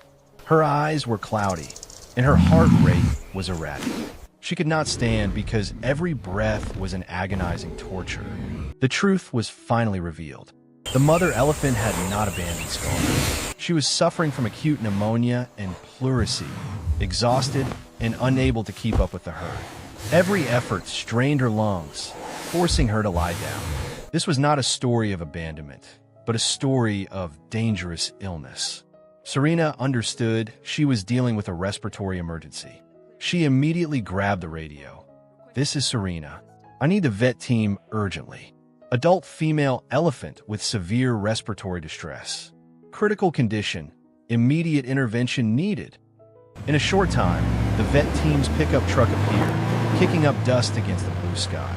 Veterinarian Kwesi and his assistant Abney quickly jumped out with their gear, their faces etched with concern as Serena described the situation. They swiftly confirmed the diagnosis: severe pneumonia and pleurisy. This condition is particularly dangerous for adult elephants because their massive body weight puts immense pressure on the lungs when they lie down. There was no choice but to initiate treatment immediately while the mother elephant was still lying down. Kwesi explained that attempting to lift or deeply sedate her to stand would be too risky, potentially leading to heart failure or further injury. This was a race against time. Kwesi rapidly prepared a high-dose, broad-spectrum antibiotic and injected it directly into the mother elephant's muscle. Abony carefully placed in 4-line to administer fluids and anti-inflammatory medication, helping to reduce swelling and support respiratory function. Both worked with maximum concentration, moving around the massive body with caution. Witnessing this, Scar panicked. The calf let out a distressed and angry trumpet. In its innocent mind, these people were not rescuers, but aggressors hurting its mother. Scar charged, using its trunk to push the doctor away, attempting to defend its mother. Serena quickly held Scar tight. She hugged the calf close, her hand resting on its head, whispering words of reassurance in the gentlest voice possible. It was a moving scene. A woman holding a frightened calf, trying to explain in the language of love and trust that this was an act of healing, not harm. Serena knew she had to be the emotional bridge, ensuring both mother and calf felt safe. After nearly an hour of high tension, the necessary medications were delivered. The mother elephant remained lying down, but her breathing was less raspy and slightly deeper. Kwesi wiped the sweat from his brow and turned to Serena, nodding. She has a chance. The antibiotics are strong enough to fight the infection, but she needs continuous monitoring. Most importantly, we must help her change position frequently to relieve pressure on her lungs. Serena looked at the mother elephant and Scar, feeling exhaustion and immense hope. Their work was a testament that compassion and scientific expertise could coexist to bring about life. They had completed the most difficult task, but the road to recovery was still long, and Serena knew she would stay here, being their companion. For the next 2 weeks, Serena's life was intertwined with the mother and calf under the baobab tree. She established a dedicated care routine, visiting twice daily to administer antibiotics, fluids, and ensure the mother elephant changed her line position regularly to reduce pressure on her lungs. Gradually, a unique relationship formed. Scar recognized the sound of the jeep from afar, and each time Serena arrived, the calf would run out to greet her with joyful squeals, its trunk waving affectionately. The mother elephant, though still tired, always kept her gaze on Serena's every action, her initial wariness replaced by trust. The patience and dedication began to yield results. The mother elephant's breathing slowly became deeper and smoother. The heaviness of the illness faded, and strength gradually returned to her massive body. By the end of the second week, Serena performed the final check. She was delighted to see that the symptoms of respiratory distress had almost vanished. The lungs were functioning smoothly. As Serena packed up her equipment, the mother elephant slowly, yet powerfully, stood up completely. She shook her head gently, stretched her legs, and then she did something Serena would never forget. She turned to look at Serena. It was a silent, profound gaze, needing no words, yet filled with boundless gratitude. This was the greatest emotional reward for the long, sun-drenched days. The final moment of reunion came that afternoon. From the horizon, a deep, rumbling sound, like distant thunder, echoed, the trumpeting of the herd. Serena knew the mother elephant's family had returned. The mother raised her trunk high, letting out a resounding trumpet in response to the herd's call, a sound full of life and freedom. Scar, who was playing nearby, heard its mother's call and turned to look at Serena. The calf ran to her one last time, gently wrapping its small trunk around her arm, like a farewell hug. Then, it turned its back, waddling off to its mother's side. Serena stood watching the two of them walk away, shoulder to shoulder, heading toward the herd waiting at the foot of the hill. Each of the mother elephant's steps was now steady and confident. They quickly merged into the final golden streaks of sunlight on the savannah.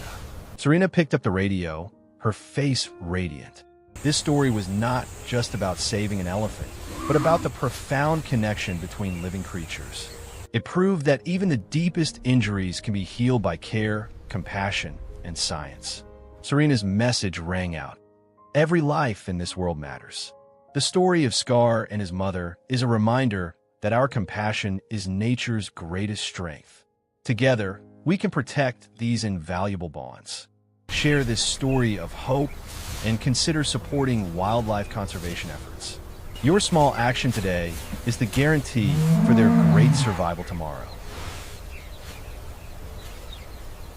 The midday sun beat down on the parched Serengeti, transforming the dark asphalt road that cut through the lush green savanna into a strip of scorching black heat. The air was thick, carrying a heavy humidity and a faint scent of burnt grass. This was the stark boundary between safety and peril. A herd of about 40 Cape buffalo gathered, their dark brown coats almost blending into the earth, forming a solid wall. Yet, this unity was compromised by a fatal weakness. A short distance from the herd, right beside the asphalt road's edge, stood Keto, a frail young calf, paralyzed by fear. Facing Keto, standing on the sizzling hot asphalt, was Zira, a lone lioness with glowing amber eyes and a lean, muscular body. Zira was unhurried. She knew she held the advantage. She paced on the flat road surface, a place where she could launch her attack at maximum speed. Standing between Keto and Zira was Maisha, the mother buffalo. Maisha growled, her old, worn horns aimed forward, but she knew this was a confrontation she was unlikely to win. Under Zira's pressure, Maisha had been separated from the herd's protective circle. Her eyes pleaded for help, but the adult buffaloes responded only with the cold logic of the law of survival. The life of one could not be traded for the safety of the entire herd. From a distance on the straight asphalt road, a small white and blue speck was speeding toward them. It was David, a veteran park ranger, who was desperately blaring his car horn to cut through the deadly silence. He knew he had only seconds to change the predetermined fate. The sun reached its zenith, making the air blisteringly hot. Zira decided it was time to act. The lioness lowered herself, her muscles coiling like springs, and executed a first feigned charge. She didn't rush straight at Maisha, but pretended to aim for the mother's flank, forcing Maisha to react fiercely. The mother buffalo roared, hooking her horns into the empty air. The fake attack achieved its purpose. It frayed Maisha's nerves to the breaking point while demonstrating the imminent danger to the herd. Before Maisha could recover, a low, decisive sound resonated from the center of the formation. It was the small bellow of the herd bull, a signal transmitted across generations, cold and uncompromising. That roar meant, "Time's up." Maisha understood. No tears fell, but a heart-wrenching pain nearly brought her to her knees. She turned her head, and in that moment, she saw it. The adult buffaloes, one by one, began to slowly retreat, moving in a synchronized but calculated manner. They didn't move fast, but withdrew deliberately, intentionally creating an ever-widening gap between their solid defensive formation and Keto. They had officially abandoned Keto, accepting its death as a necessary sacrifice to ensure the survival of the other healthy calves. Keto, still frozen in fear, was now completely isolated. The distance between it and the herd's safety was now wide enough for Zira to strike without concern for interference from the rear. Maisha realized her role had changed. She was no longer a hopeful protector, but the final decoy, tasked with distracting Zira until the rest of the herd could retreat to safer ground. Just then, Ranger David's white Jeep was closer. Despite driving on the asphalt road that allowed for high speed, David still had to fight against distance and time. He saw the entire scene clearly through the windshield and recognized the deliberate retreat of the buffalo herd. "No way," David muttered, his heart turning cold. He wasn't just witnessing a hunt, but the acceptance of a tragedy by an entire community. Maisha's pain, Keto's isolation, and the brutal logic of the herd compelled him to make a final decision. He had to intervene. David checked the speedometer.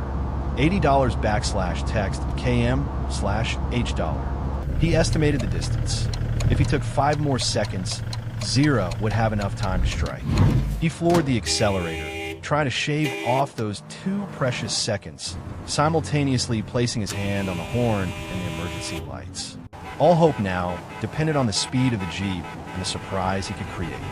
David had no time left to hesitate. The Jeep roared down the hot asphalt road, creating a loud engine sound in the bright sunlight. He watched Zira through the windshield. The lioness had decided. She crouched low, preparing for a direct pounce on Keto. Maisha let out a desperate bellow, ready to sacrifice her life in defiance. This is the only chance, David thought. He slammed on the horn repeatedly, the deafening, ear-splitting sound echoing across the silent savannah. At the same time, he switched on the headlights and emergency lights at full power. The powerful light from the vehicle, combined with the midday sun, reflected intensely off the dark asphalt road, creating a blinding, bizarre glare. It all happened in a split second. Zira had begun her charge. Her hind muscles tensed, her claws ready to latch onto Keto. But at that exact moment, the combination of the terrible noise and the chaotic light created too great a sensory shock for her predatory instinct. Zira, accustomed to natural sounds and sights, was completely unprepared for this sudden, fierce intervention. Zira abruptly stopped, her body skidding on the asphalt road.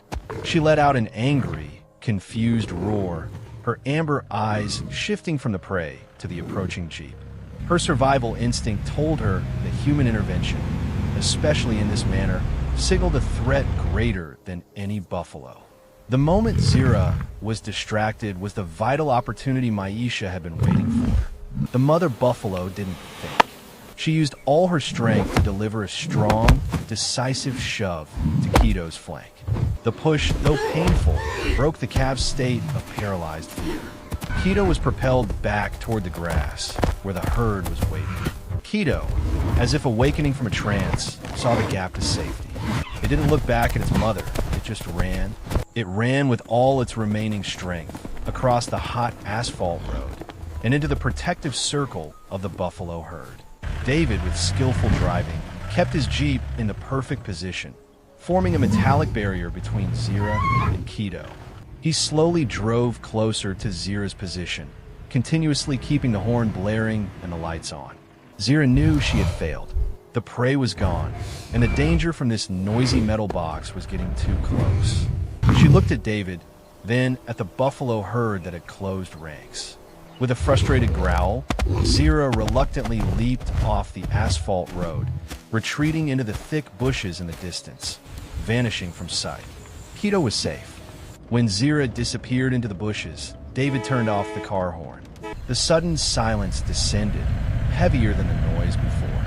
Only the labored breathing and the light, shuffling hooves of the buffaloes remained. David brought the Jeep to a stop, maintaining his position as a block between where Zira disappeared and the herd. He rolled down the car window and saw the sight that relieved all tension. Keto was safe. It stood nestled close to Maisha's legs, its coat still damp with sweat and fear. This time, there was no gap. The adult buffaloes had closed ranks tightly, ready to protect. Keto's survival was accepted back, as if the cruel law had been briefly postponed by a miracle. Maisha still stood at the edge of the formation, her tense body now slowly relaxing. She looked toward the bush where Zira had retreated, then slowly turned her head. Maisha's gaze settled on David. It was a strange moment. There was no fear or anger in the mother buffalo's eyes. She looked at the white metal Jeep and at the man in the ranger uniform. David, through his sunglasses, looked directly back at her. He saw the exhaustion, the pain she had just endured, and a deep, unspoken acknowledgement. Maisha had been ready to accept Keto's death according to the herd's law, and she had accepted her sacrificial role. But David's timely intervention had saved her from that ultimate sorrow. Maisha's gaze spoke of gratitude to the one who intervened at the moment of destiny, the one who allowed maternal love to triumph, just this once, over the brutal law of survival. It was a brief moment, a look exchanged across the boundary of the asphalt road between humanity and the wild world. Then, the mother buffalo gently nudged Keto with her horn, as if in reassurance. She turned, leisurely stepping back into the center of the herd. Her action was the signal. The danger had passed. The herd began to move. David watched them. He didn't start the car immediately. He just sat there, observing the buffaloes moving slowly across the green grass, carrying Keto safely with them. He had fulfilled his duty, not one of killing, but of protecting life and maintaining balance, even when it required breaking the natural order. He took a cloth to wipe the sweat from his forehead, and a slight smile appeared on his tanned face. The job of a park ranger is sometimes a struggle against the very harshness of nature itself. David took a deep breath, inhaling the smell of dry grass and the hot, humid air of the savanna. He started the Jeep, the familiar engine sound ringing out again, but this time it carried a sense of peace, not alarm. He drove slowly, circling past where the herd had been, watching carefully to ensure Zero was not lurking nearby. The savanna under the midday sun had returned to its usual stillness, but for David, it was no longer the same. He remembered Maisha's gaze, a look filled with complexity. It was not just gratitude, but an enigmatic acknowledgement of human intervention into a sacred law. Maisha was prepared to endure the ultimate pain of abandonment for the herd's survival logic, but David had prevented it from happening. A ranger's job is not only to stop poachers or protect the reserve from negative human impact. It also includes grappling with the harshness of nature itself, where death is often inevitable. However, David believed that, when possible, the protection of maternal love and a weak life was a necessary humanitarian act. He had used the elements of the modern world itself, the asphalt road, the noisy motor vehicle, to create a fragile moment of balance, allowing Maisha to keep her calf. He stopped the car at an observation point on a high hill, looking down. The herd continued its journey, now fading into the distance, toward the sparse acacia bushes. Keto was still in the middle, safely surrounded by the herd's circle of strength. It would live. It would grow up. David smiled. He knew that tomorrow, Zero would be hungry again, and another hunt would take place. The law of the predator and the prey would never cease. But today, Keto had been given an extra chance. Maisha got to live with her child. He took out his notebook and jotted down the details of the event. Intervention to save a young buffalo from a lioness. The herd had begun to retreat based on the abandonment signal. Action intended to disperse the confrontation, causing no harm to the wildlife. Having completed his work, David drove the Jeep onward. The asphalt road was still scorching under the sun, but now it was no longer the boundary of tragedy, but the path leading to the continuation of life. The story of Keto the calf, Maisha the mother, and David the ranger had concluded.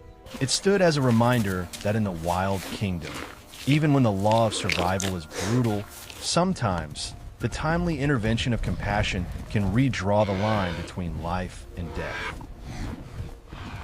Ngorongoro, a land where instinct is law, where survival is written in claw and tooth, where the rules of nature are etched deep into the flesh of every living creature. And in this harsh wilderness, maintaining the boundary between humans and wildlife is mandatory. But sometimes the rules are broken. Sometimes instinct gives way to trust. It was a quiet afternoon at the ranger outpost. Alma, our park ranger, was completing her routine paperwork, the scratching of her pen the only sound for miles. Her face was thoughtful, familiar with the solitude of conservation work. She believed in the system. She believed in discipline. She believed that where she stood was the boundary of the wild world. But then a sound, not the familiar warning roar. It was a small, broken whimper, a desperate plea held back. Alma looked up. Standing on the edge of the wooden porch was Kibbo, a lion cub. It was not aggressive. It was trembling. Its eyes were not those of a predator, but of a child begging for help. Alma cautiously knelt down, looking straight at him. Kibbo approached, breaking the invisible barrier, rising onto his hind legs, and placing a tiny front paw on Alma's open hand. This was not a threat. This was a supplication. What would happen if a desperate soul, unable to speak your language, showed up at your door, begging for help? Alma did not hesitate, because between the wild and humanity, this moment was a promise. To understand Kibbo's extraordinary act, one must grasp the threat hanging over his mother. Mara was a proud lioness, a pillar of her pride, and a model mother. Alma, during her patrols, had always admired Mara's strength and vigilance. Mara and Kibbo were often seen roaming the northern slopes of Ngorongoro, a quiet area that also concealed geological instability. That morning, everything was normal. Kibbo played, Mara patiently led the way. The silence was eerily profound. Mara sensed something wrong. Instinct told her to steer clear of the jagged cliffs, but just one moment of inattention. It happened in an instant. A deep, hollow rumble beneath the ground, followed by violent shaking. A large section of the hillside collapsed. Mara did not hesitate. She used all her strength to push Kibbo out of the path of the falling rocks, letting out a short roar like a final command. Kibbo rolled away safe, but Mara was not so lucky. A massive granite boulder slammed down, crushing her lower body.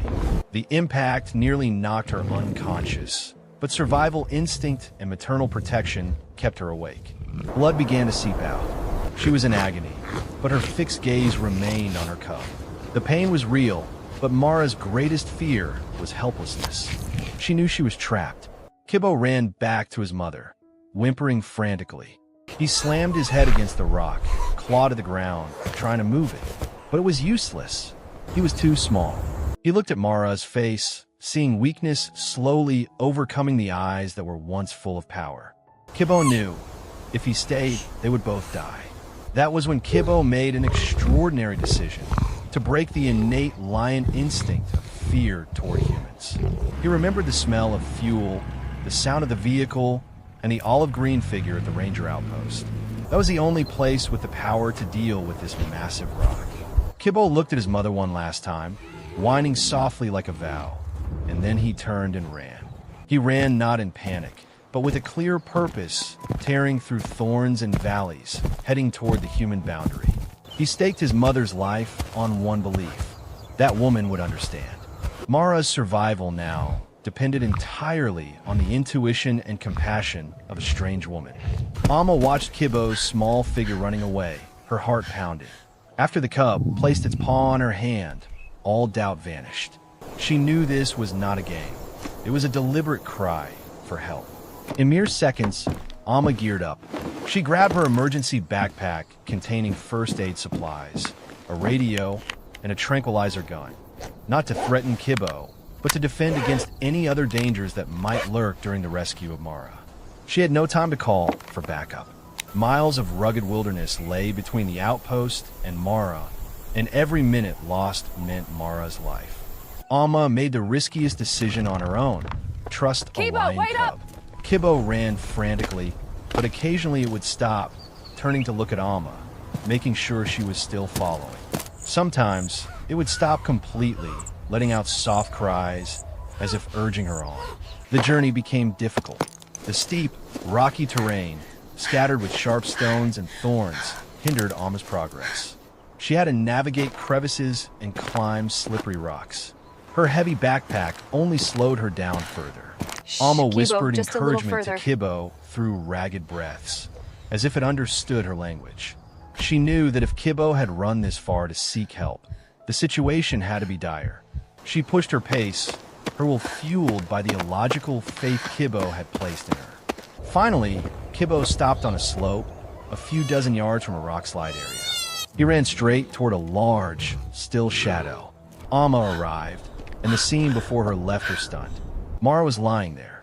A colossal gray rock had pinned her lower body to the ground. Her face was contorted in pain, but her eyes were wide and resolute, staring straight at Amma.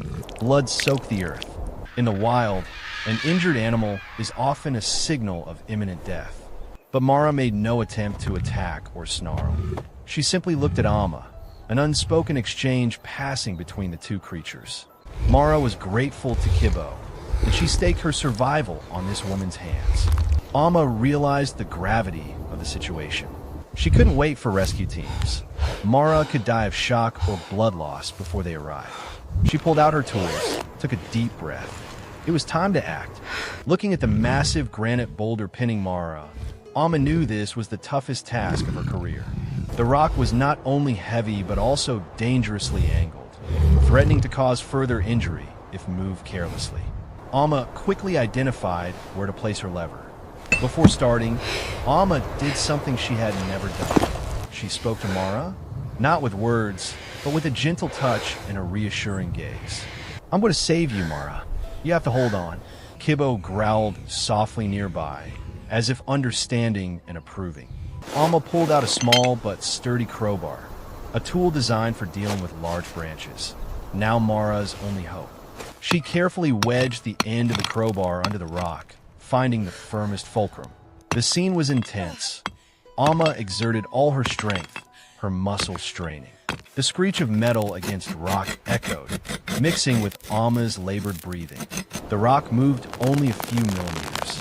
The process was slow, painful, and dangerous. The astonishing thing happened. Just as Alma was nearly exhausted, Kibbo took on the role of protector.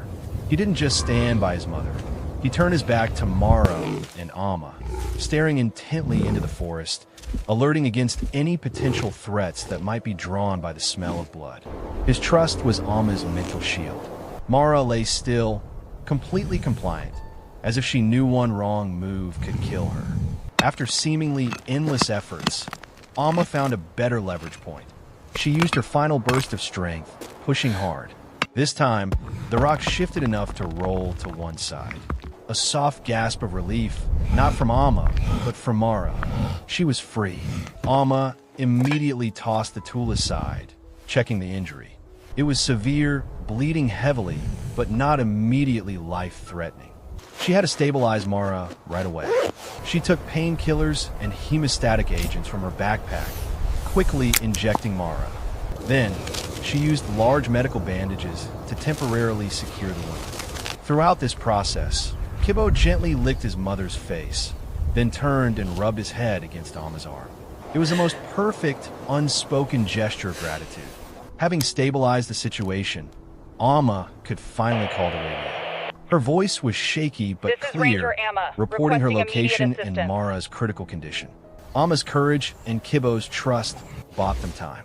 But this was only the first step. The real work, saving Mara, required an entire team. Not long after Alma's report, the sound of a helicopter tore through the silence of the reserve. The veterinary and support teams had arrived. Mara was carefully transported to a specialized treatment facility. The following days were tense. Mara required surgery and continuous care. Kibbo never left his mother's side. He was kept in an adjacent enclosure, but Alma often brought him to visit Mara. This was a crucial part of the healing process. Kibbo was Mara's best medicine. After several weeks, the miracle moment arrived. Mara stood firmly on her feet for the first time. And then, the most anticipated day, the official reunion. Mara and Kibbo were released into a secure, semi-wild area. They ran toward each other, a soft, affectionate rumble, nuzzling sound, not of anger but of pure, deep love, echoed. Finally, it was time for Mara and Kibbo to return to their home, where they belonged. Alma and the team watched from a distance as the gate opened. Mara calmly walked out, Kibbo trotting after her. They paused, turning back toward the outpost one last time. In that moment, Mara's eyes seemed to offer Alma an unspoken nod of gratitude. Then they vanished into the tall grass of Ngorongoro. We kept the promise Kibbo asked for. We proved that the bravery of a desperate creature can be met with human empathy and action. This story is not just about saving a lion. It is about reinforcing the faith between species. Alma realized that conservation work is not just about guarding borders. It is about breaking down barriers, about learning to listen when the wild world reaches out to us for help. This salvation was not just for Mara, but for humanity's own hope in the possibility of connection and redemption. The story of Mara and Kibbo is real, but it is not the only story. Our job is to maintain this promise every day. To be able to answer Kibbo's plea, we need essential resources, from first aid equipment and veterinary medicine to fuel for anti-poaching patrols. Kibbo's faith saved his mother. Now, your faith will save others. If a lion cub can overcome its instinct to seek help from humanity, surely we can overcome our indifference to help them. Be a part of this gentle solution. Support conservation efforts at Ngorongoro. Every great conservation story begins with a small act of courage. Today, it was a little lion cub. Tomorrow, it can be you.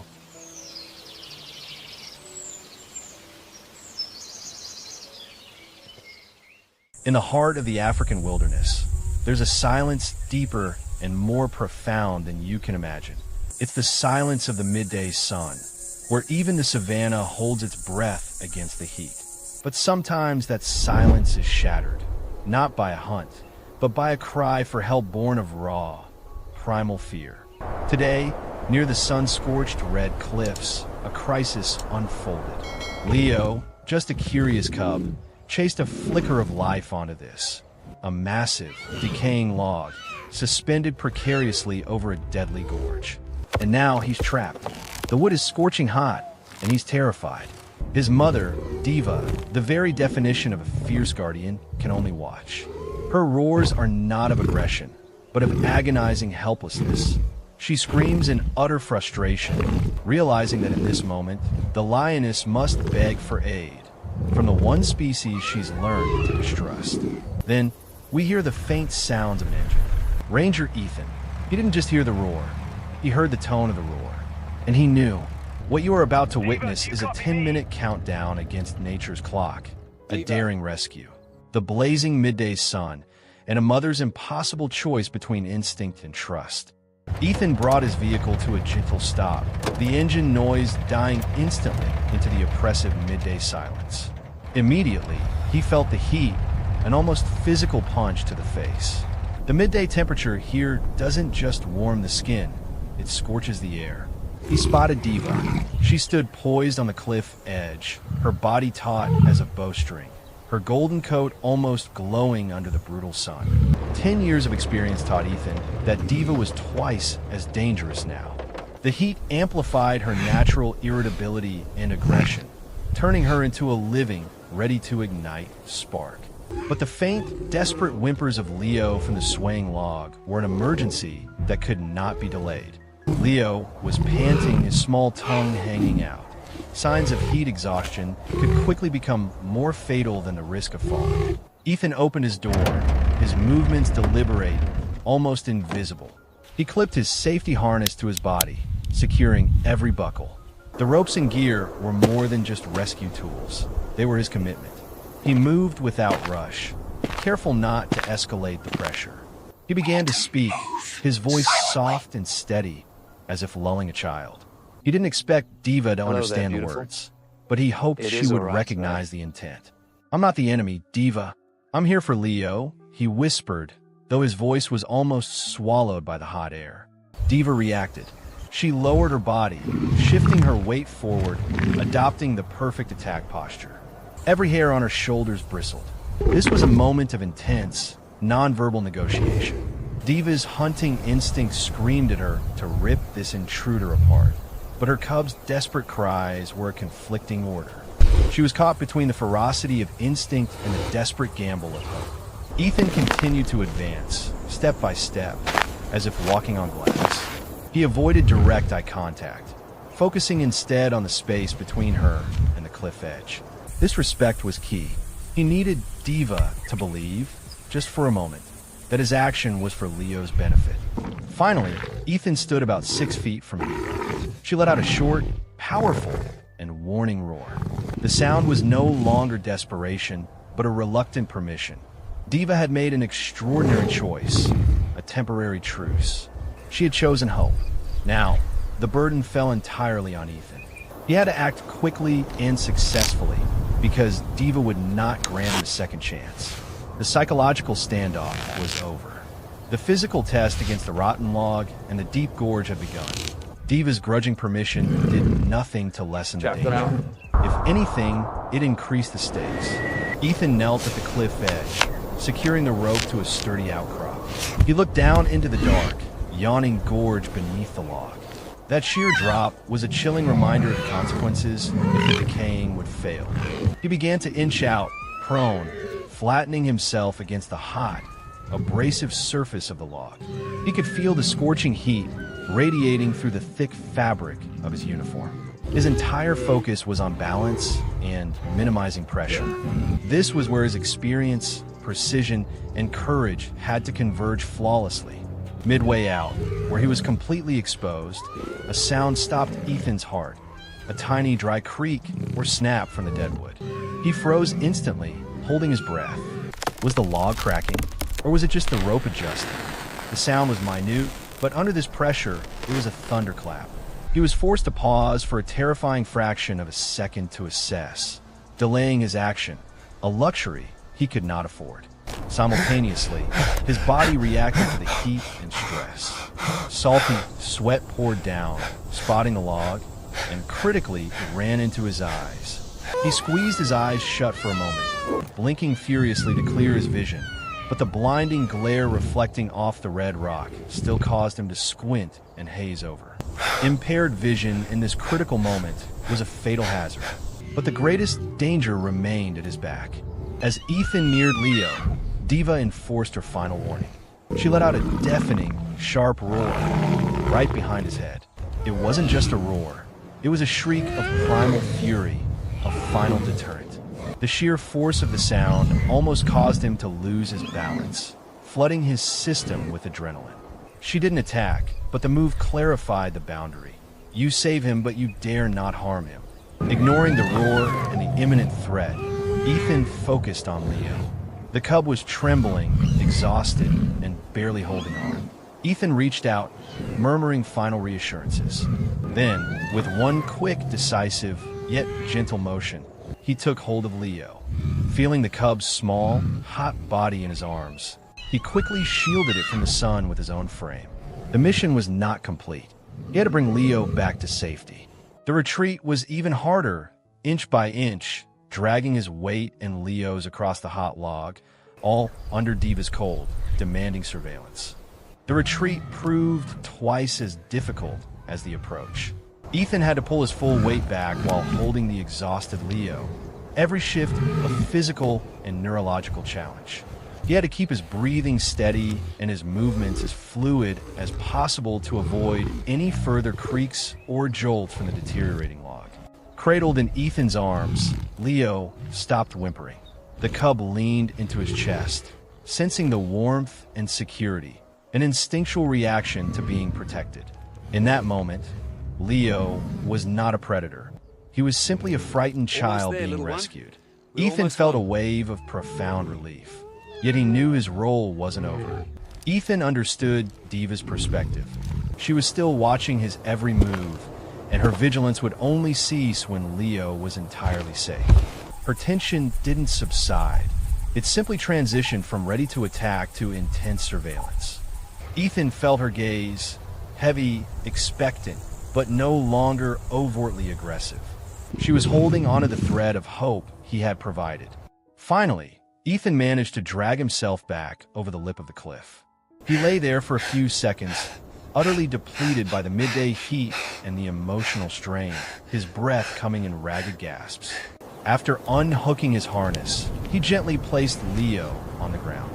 Leo staggered up, wasting no time to assess his surroundings or thank his savior. With the last of his strength, the cub darted toward the only source of comfort he knew, Diva. The moment of reunion was an explosion of relief. Diva neither growled nor hesitated. She frenziedly licked Leo, checking her son from head to toe. Her entire body seemed to tremble, not from fear, but from overwhelming relief. Her heat, her desperation, and her internal conflict were instantly soothed. Ethan backed away, giving the pair their space. He knew his role was done. He was merely a bridge, a guardian of the sacred bond between mother and child. Diva still didn't leave. After ensuring Leo was unharmed, she looked up at Ethan. This gaze was fundamentally different.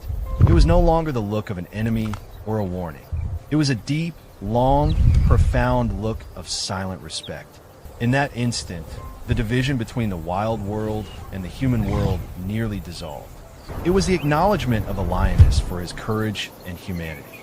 Then, she turned, leading Leo away. The pair disappeared into the shade of nearby rocks, leaving Ethan alone with the almost painful stillness of the African midday. Ethan stood there, alone. He unbuckled his gear, feeling the heavy weight of exhaustion and the fading adrenaline. He looked at the deep gorge, at the rotten log, and then towards the direction Diva and Leo had vanished. His face was streaked with sweat and dirt, but his eyes held a deep sense of peace. The moment he had just lived was not about conquering nature. It was about the triumph of trust. Diva, the emblem of the wild, had suspended her instinct to accept aid. She showed Ethan that despite the biological and historical barriers, a fundamental thread of connection, the thread of life and protection, still exists. Ethan gathered his ropes. He didn't need spoken thanks or a nuzzle. Diva's final look of silent respect was the ultimate reward. He understood that these actions weren't for accolades. He did it because every life matters, and because the fragile balance of nature requires people willing to stand on the edge. He looked out over the vast African sky, contemplating what made a lioness trust. It was empathy. It was recognizing that he carried no ill will. This story is not just a rescue. It's about restoring faith that humanity can be the protector, not just the intruder. This midday rescue is a powerful reminder. True courage lies not in confrontation, but in gentleness and reverence when facing death and fear. It proves that when we act with pure compassion, we can bridge even the deepest divides. Ethan did his part today. He restored peace to a lion family and secured the fragile balance of the reserve. Now, that responsibility falls to us. Conservation isn't just the work of daring rangers. It's about the choices we all make every day. If the story of Leo and Ethan moved you, let it strengthen your belief in the good that's possible. Share this story to spread the message of connection between Diva's kingdom and our world. Ethan's courage saved Leo's life. Our care will secure the future of the entire reserve. Don't let this story stop on your screen. Take action. Support conservation organizations and the rangers like Ethan who risk their lives daily to protect these magnificent creatures. Let us join the pride, where every lion's breath is protected and every human action is guided by compassion.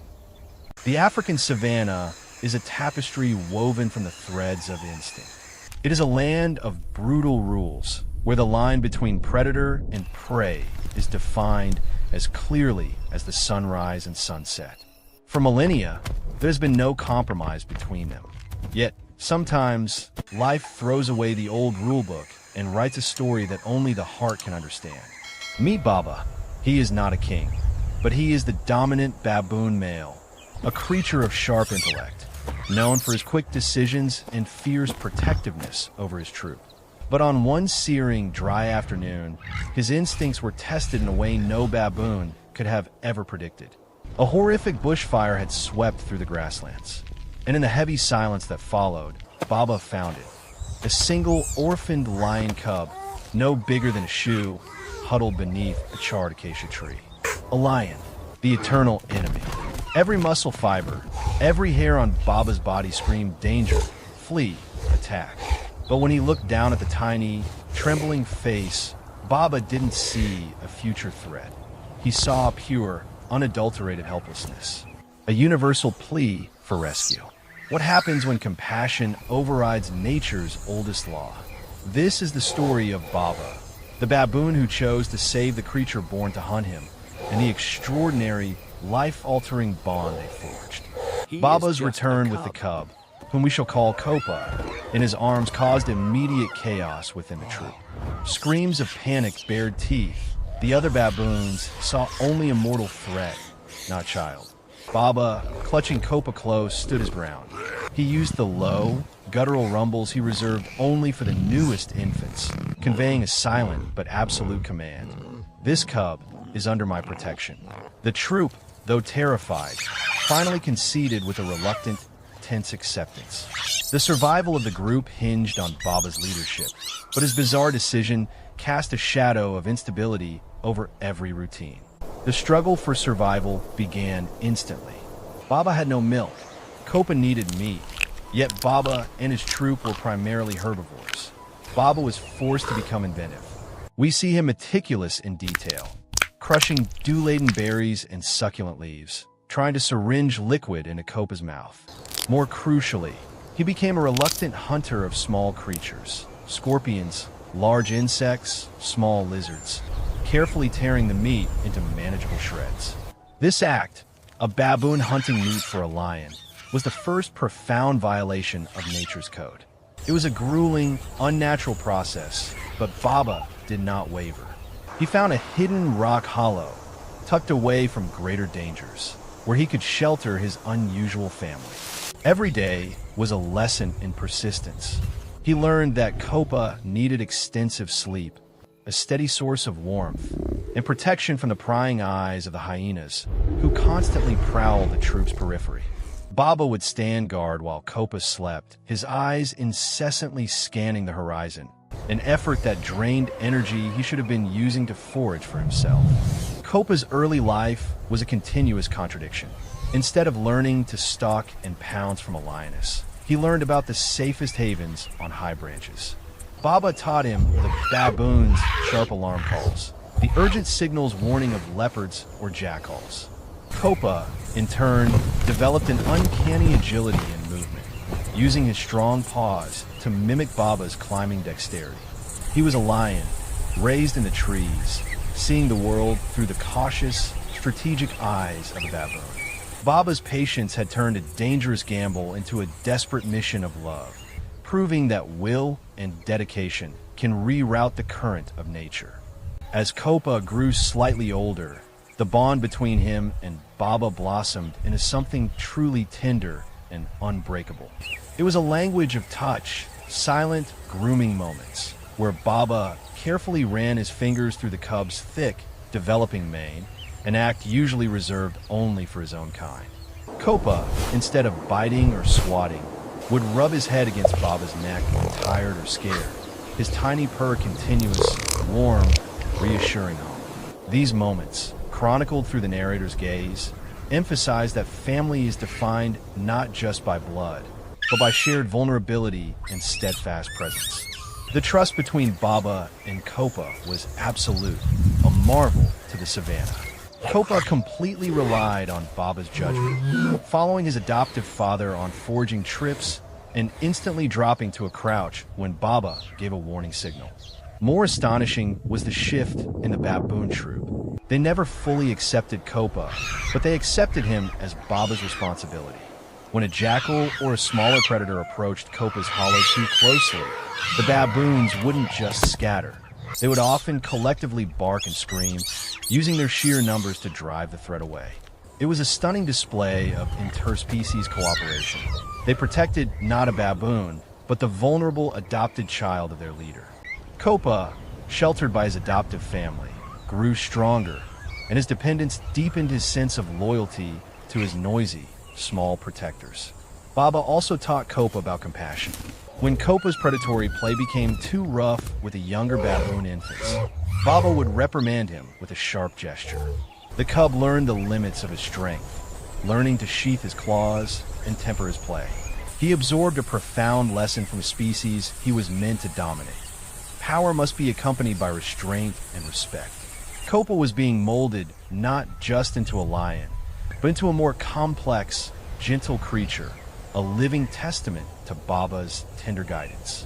These moments, lion and baboon sleeping side by side beneath the moon, sharing a look across the horizon, shattered the wild world's mold. They constructed a narrative of inexplicable connection, where love had become a force stronger than instinct. The inevitable turning point arrived. Copa was no longer a cub. He was a juvenile lion, his paws huge, his vocalizations, once tiny cries, now a deep, resonant challenge that echoed across the plains. His predatory instincts began to overpower his learned patience. Play pounces became sharper, mock hunts became more real. The tension in the baboon troop became palpable. Their fearful tolerance was stretched to its limit. Baba watched Copa stalk a hare or gazelle, not with judgment, but with a deep, painful understanding. The wild was calling its son home. On one scorching day, the defining moment came.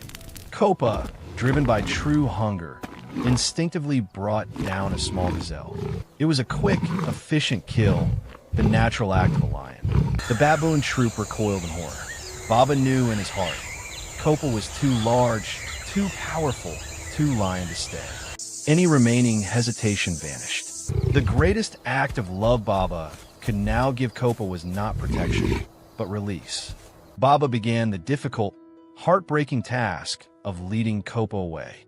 He didn't abandon him, but subtly nudged him toward the edge of their territory, where the scent of other lions was stronger. It was a silent, dangerous trek, with Baba constantly vigilant, watching from the trees as Copa explored the lower grasses. He taught Copa how to avoid older male lions and aggressive lone lionesses, preparing him for entry into his own world. Finally, after days of relentless travel, they drew near to a small, fledgling pride of young lions, an opportunity for Copa to learn the laws of his own kind. Baba stood on a high rock as Copa tentatively approached the new pride, his baboon mannerisms slowly giving way to the confident stride of a lion. There was a cautious sniff, a probing head rub, and Copa was absorbed into the shadows of his destiny. Baba remained until Copa was entirely out of sight. He had completed his mission. It was a necessary parting, a final and agonizing act of fatherhood. Baba returned to his troop, his arms empty, the silence around him a heavy testament to the loss. But Copa's story did not end with a farewell. It opened a new chapter. How did Copa become a lion? This is the silent question both Baba and the viewer must ask. It is believed that Copa carried an invisible, unique gift into his new pride. The capacity for tolerance, the understanding of restraint, and the memory of a love that defied species lines. Perhaps he was a calmer leader, a better adapted hunter, forever touched by the gentle wisdom of a baboon father. This legacy is the true, unimaginable outcome. The incredible story of Baba and Copa is more than just a wild anomaly. It is a profound metaphor for human connection. In a world that constantly pushes us toward us versus them, opposition, their tale is a silent, powerful reminder that compassion is not bound by birth, color, or creed. It teaches us that true family is forged in shared struggle, and the kindest hearts are often found in the most unexpected places. If a baboon can overcome millennia of instinct to nurture a lion, what walls can we as humans break down in our own lives? This story offers a gentle solution to approach the world, not with instantaneous judgment, but with Baba's initial moment of pause, the choice to see helplessness instead of threat. By doing so, we not only change the lives of others, but unlock infinite possibilities within ourselves. The bond between Baba and Copa shows that even the harshest environments, nurture can supersede nature. If Baba's incredible commitment has touched your heart, we invite you to take this empathy further. Connect with us. Let us know in the comments below what unexpected bond has changed your perspective. Subscribe and hit the notification bell to join our community as we continue to explore the simple, powerful stories that reveal the extraordinary connections shaping our world. The dawn had just broken over the dusty red dirt road, a treacherous path leading into the heart of the vast nature reserve. Jake, a seasoned mechanic, was driving his pickup truck loaded with various types of tires. His job today was to service and replace all the tires on the patrol and ambulance fleet of the Ranger team. Must finish before 9 a.m. so the vehicles are ready for the emergency patrol. The tense warning from the manager still echoed in Jake's ears. Despite carrying many tires, he knew every single one was crucial. He pulled over to the side of the road to check his map and take a sip of water. He took one of the ambulance tires down to the ground to check the valve, preparing for the work ahead. Everything was going according to plan, until the quiet atmosphere of the morning was shattered. From the dense bushes, a huge male lion emerged. Its gaze wasn't one of curiosity, but a cold, calculated focus on the tire on the ground. Jake noticed a bleeding wound on its front leg. Suddenly, the lion lunged. It headbutted the tire hard, causing the heavy object to start rolling. Then it bent low, skillfully using its head and two front paws to push and steer the tire, making it roll faster down the road. Jake dropped his water bottle in horror, shouting in desperation. The scene was absurd. The king of the jungle was stealing and driving a tire. He ran after it. But the limping yet persistent lion, along with the tire, quickly disappeared into the mist and red dust. The sight of the lion driving, the tire left Jake stunned, but the anger over the ruined job quickly overtook his reason. He scrambled into his tire-loaded truck, turned the vehicle around, and hit the gas in pursuit. The truck roared, trying to keep up with the trail of dust left by the lion. Initially, the animal seemed to limp due to its leg injury, but maintained an astonishing speed. Jake continuously honked the horn and shouted, but the lion remained focused on pushing the tire, never looking back. However, the truck chase did not last long. The dirt road gradually became rougher, then veered into a trail composed only of gravel and tree roots. Jake was forced to slam on the brakes as the truck began to bounce and shake violently, nearly spilling the cargo. He realized that if he kept going, he would damage the service vehicle, and he couldn't take that risk. His frustration peaked. Jake turned off the engine, jumped out of the cabin, and started running after it on foot. At this point, the lion was forced to confront the difficult terrain. Pushing the tire on the uneven ground was a major challenge. It had to constantly use its head and shoulder to push hard, while simultaneously adjusting the angle with its front paws. Each time the tire got stuck between two rocks, it had to stop, use all its strength to free it, and then continue pushing. These involuntary course corrections exacerbated the injury on its leg. Jake ran for about a kilometer. He was a mechanic, not an athlete. His lungs burned, his muscles ached, and he realized the distance between him and the animal was widening. Finally, he collapsed on the roadside, watching the figure of the lion and the rolling tire slowly disappear completely around a bend. It's really gone mad, Jake stammered, his despair mixed with extreme confusion. The tire had become a mysterious unknown, a treasure being transported by an unyielding will, lying back on the deserted road. Jake had to accept that this event defied all logic he had ever known. All he could do was pull out his phone, call the ranger team, I'm gonna need some assistance and out prepare here. for a story no one would believe. While Jake was desperately grappling with his unbelievable story, a distance away, true desperation reigned. Sarah, the ranger in charge of rescue, was in an extremely difficult situation. Her ambulance sat silently on the roadside, completely paralyzed. The rear right wheel was torn open, the steel belting exposed. Inside the vehicle cabin, life was struggling. A lion cub, seriously injured in the leg, was fading in the transport cage. Sarah had applied first aid, but she knew the animal needed emergency surgery.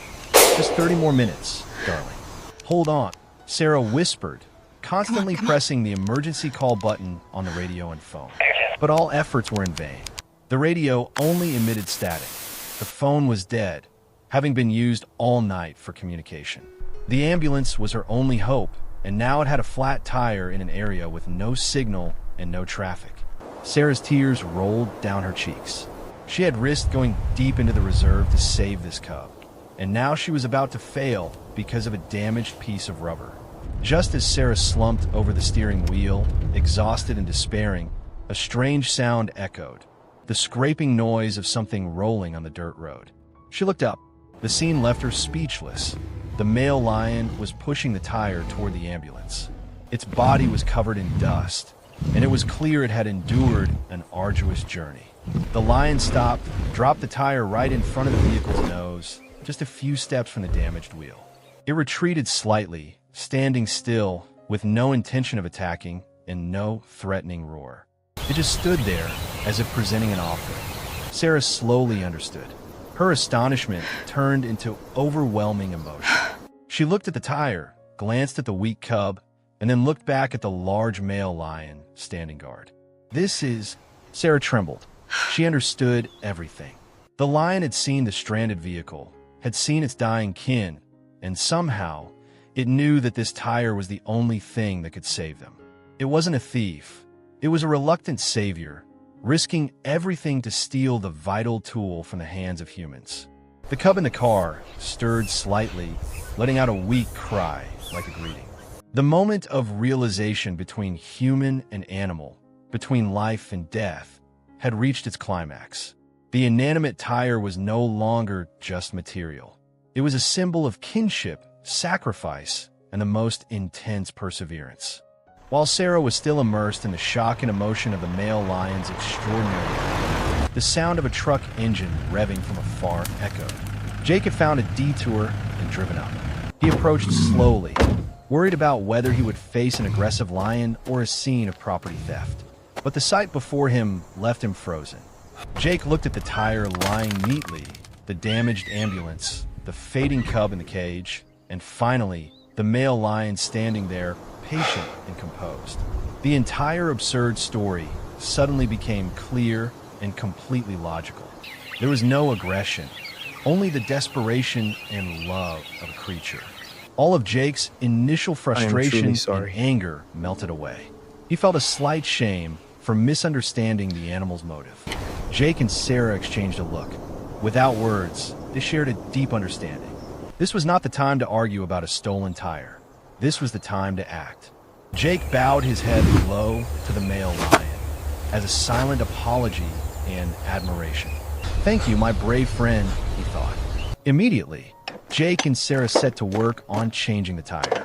The male lion remained a few meters away, like a father watching the treatment of his child. Its presence was not frightening.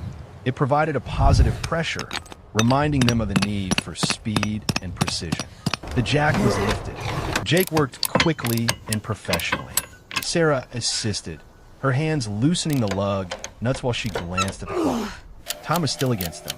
The dry sound of the lug wrench, the clanking of metal, and the heavy breathing of the two humans mingled with the gentle panting of the guarding lion. The male lion occasionally shifted slightly, showing impatience, but completely trusted the actions of the humans.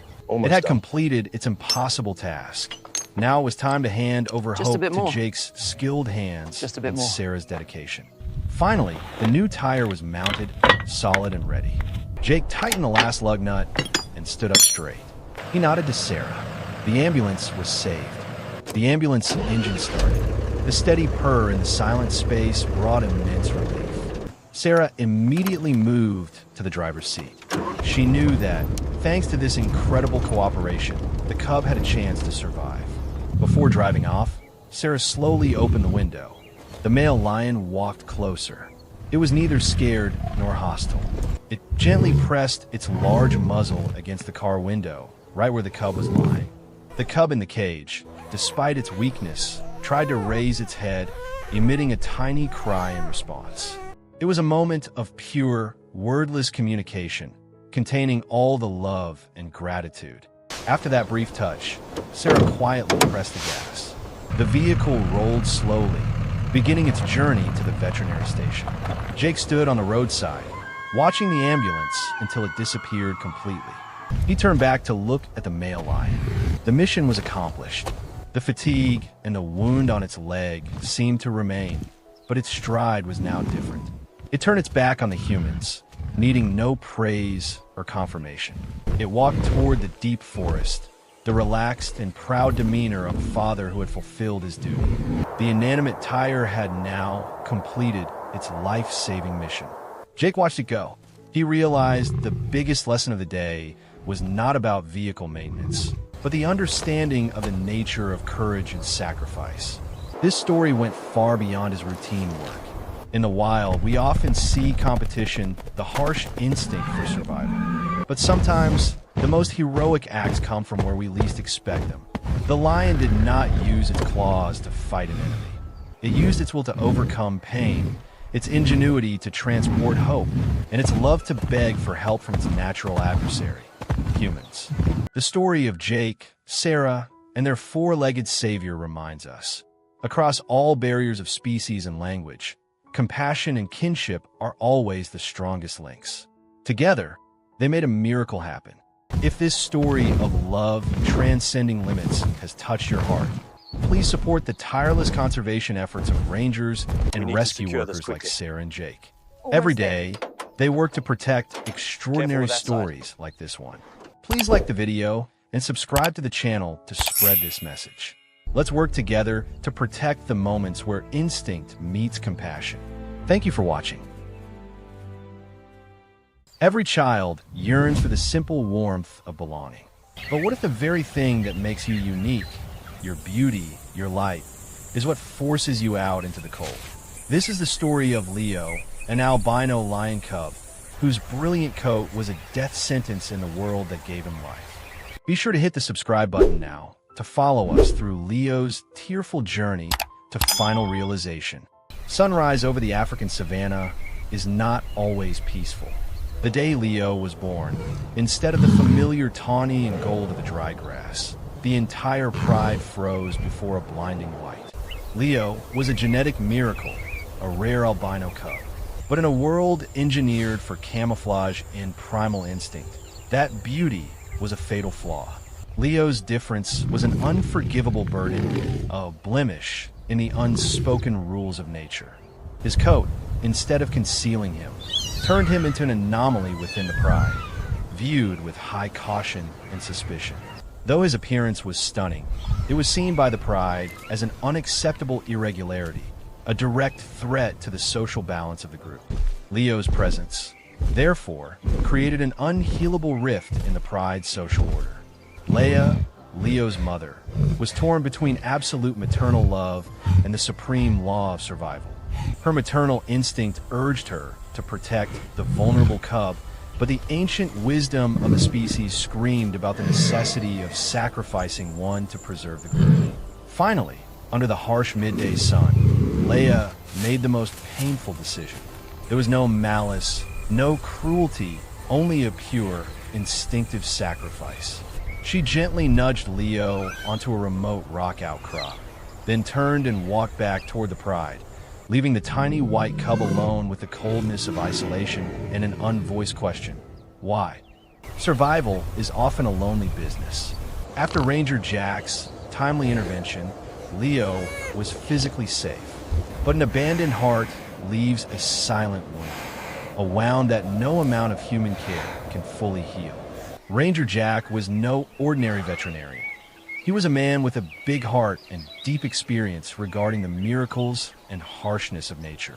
He found Leo just in time, exhausted and nearly collapsing under the sun.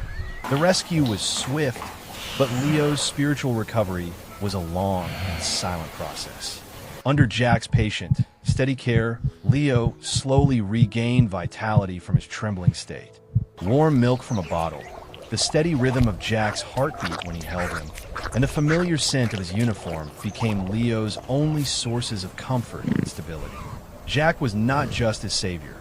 He was his caregiver, his only pride. However, the body can be healthy, but the soul may not. Jack understood that for Leo to thrive, he needed to resolve his internal conflict, the distress over his difference and his abandonment. Therefore, Jack designed Leo's long-term enclosure in the sanctuary adjacent to a strong steel fence, looking directly out onto the open savanna, the habitat of other animals, including his birth pride. This was the steel fence and the untold grief of Leo. Every day, Leo performed a quiet, heartbreaking ritual. He sat by the cold fence, his brilliant white form contrasting sharply with the rigid steel bars. He watched the world outside. He saw his tawny siblings safely riding on their mother's backs, playing together and resting securely under the watchful gaze of Zahor, his mighty father. Leo pressed his beautiful, pale pink paws against the rough wire mesh, trying to grasp the scent of freedom, dry grass, and earth. He let out soft, questioning calls that went unheard. He was an observer, a caged ghost. His lion instinct was intact. He smelled, moved, and sounded like a lion. Yet, he was not allowed to be with the other lions. The difference in his reflection, coupled with the separation of the fence, created a silent, aching burden. Why am I here, and why are they out there? This is the silent battle of everyone who feels like an outsider, excluded because of their uniqueness. We often look at the life we long for from behind an invisible fence, confused by the difference that keeps us apart. For Leo, that struggle was a spiritual wound that no one, not even Jack, could heal with words. He needed a deeper truth, an answer written in the language of instinct. The answers we desperately search for often arrive not in a gentle whisper, but in the swift, brutal language of nature. For Leo, understanding didn't come from kindness. It came from witnessing death. One scorching afternoon, Leo was playing in the sanctuary yard, his white coat flashing like a brilliant signal against the dense green foliage. Ranger Jack was watching, smiling at his pure energy. But then, the pivotal moment happened. A small herd of perfectly camouflaged, tawny gazelles quietly descended to the nearby grass to graze. Leo paused his game, ears perked, head cocked in curiosity.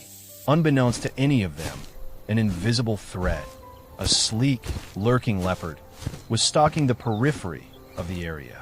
Suddenly, a new element entered the scene. A solitary, brilliant white cattle egret, the type often seen following herds, landed among the gazelles. Contrasting with the natural browns and greens, the white bird became a living spotlight, completely exposed. And then, the world exploded into action. The leopard launched its attack. The tawny gazelles, masterpieces of evolution and camouflage, scattered instantly. Their coats immediately blended into the chaotic background of grass and scrub, effectively melting away. They were safe, but the white egret had no such protection. Its color, its uniqueness, had made it the obvious, unmissable target. Before it could react, the leopard struck with terrifying precision. Leo stood frozen, his playful demeanor gone, replaced by an unnerving stillness. He had witnessed the raw, pure calculation of survival. He watched the leopard vanish back into the shadows, and then, slowly, deliberately, he lowered his gaze to his own magnificent body. He saw the pale pink skin and the fine snow-white fur on his forelegs. He was the white egret. His eyes then traveled across the distance, toward the main habitat. He saw his father, Zahor, resting deep within the shadow of a thick acacia bush. Zahor's black mane and tawny body were nearly invisible, a piece of the darkness itself.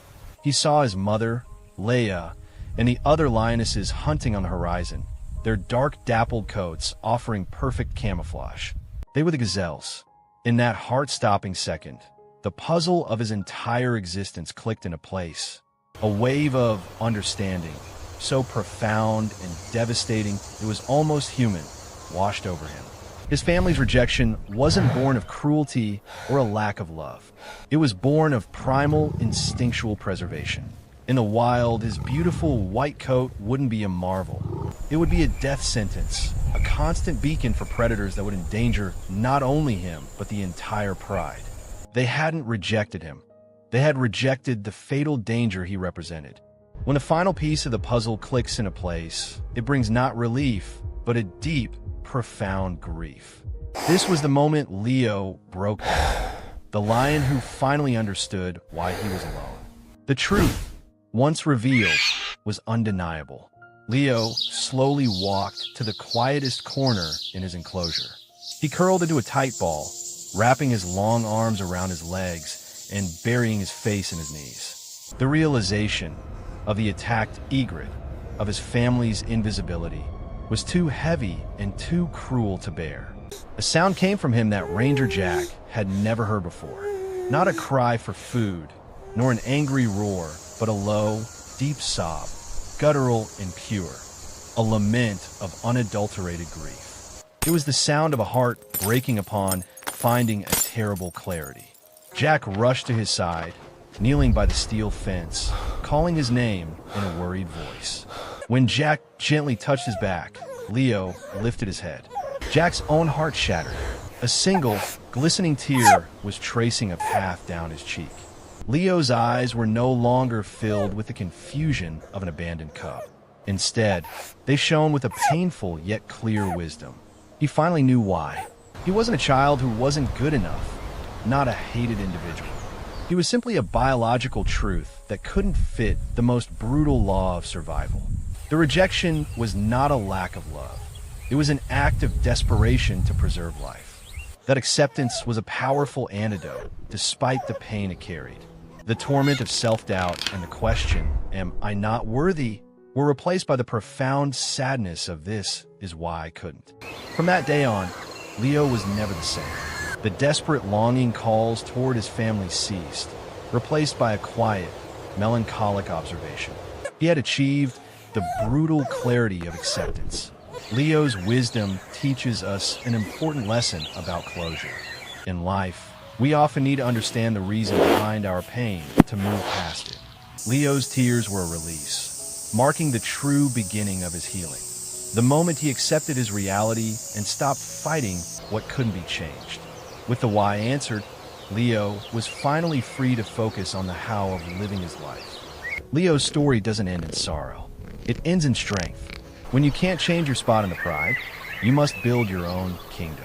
His difference, once his greatest weakness, became his greatest purpose. After that fateful day, Leo was no longer the confused and longing cub. Under the devoted guidance of Jack and the sanctuary staff, Leo learned to transform his difference into strength. He grew into a magnificent, powerful animal, a stunning white king in a kingdom of one. His difference was no longer a source of confusion, but a profound statement of survival. Leo didn't need to join the pride to have worth. He needed to understand why he couldn't. And in that understanding, he found a profound, quiet peace. He became the King of Grace, a living ambassador for all creatures and people who feel marginalized. Leo's story quickly transcended the sanctuary walls. He became a global figure. Visitors from around the world don't just come to see a rare white lion, but to learn a deeper lesson about acceptance, the harsh logic of nature, and the astonishing emotional depth of these creatures. Leo's story teaches us a difficult, yet liberating truth.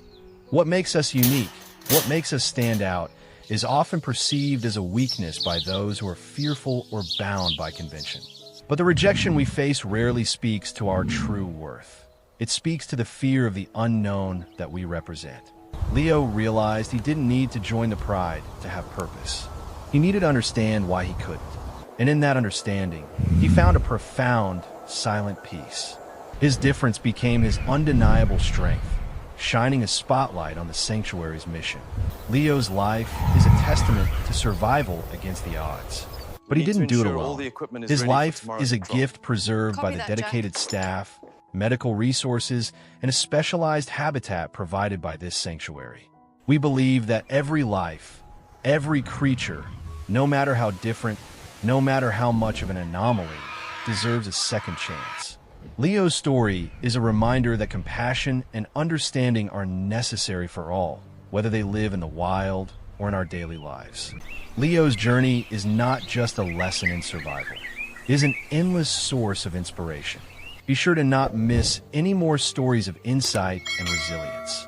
Hit the subscribe button now and turn on notifications.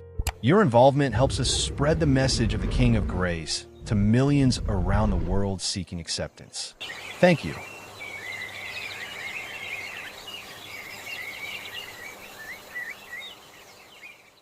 This is a moment we never thought we would film. It was supposed to be a quiet farewell, a gathering of hushed grief at the edge of the wild reserve. But then, a shadow moved at the tree lean, a shadow with a crown of gold and a look of crushing loss. Make sure you hit that subscribe button before we tell you the story of Elias, and the unexpected mourner who changed everything we think we know about a lion's heart. The golden sunlight of the Serengeti stretched across the endless savanna, illuminating a dusty red dirt road.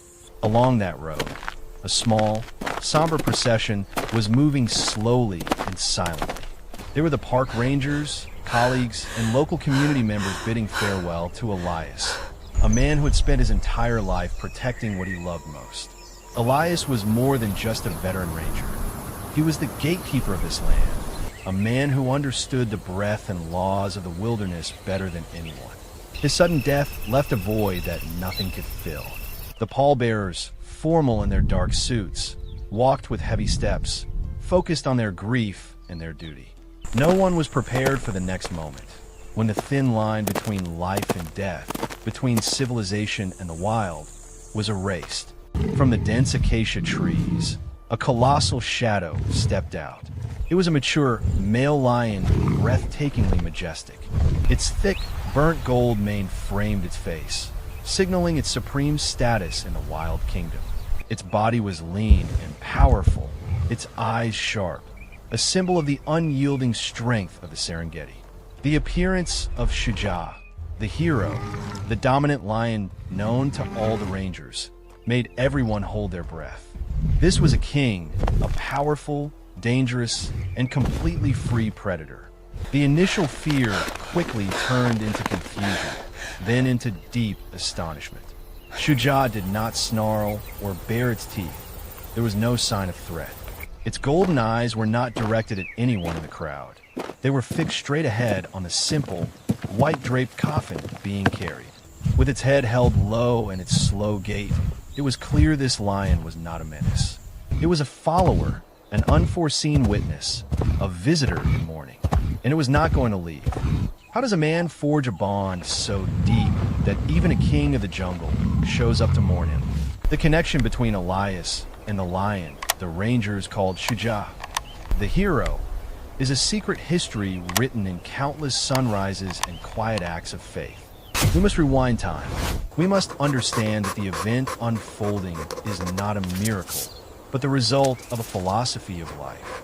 Elias, unlike many others, did not view conservation as an act of control, but as respect and coexistence.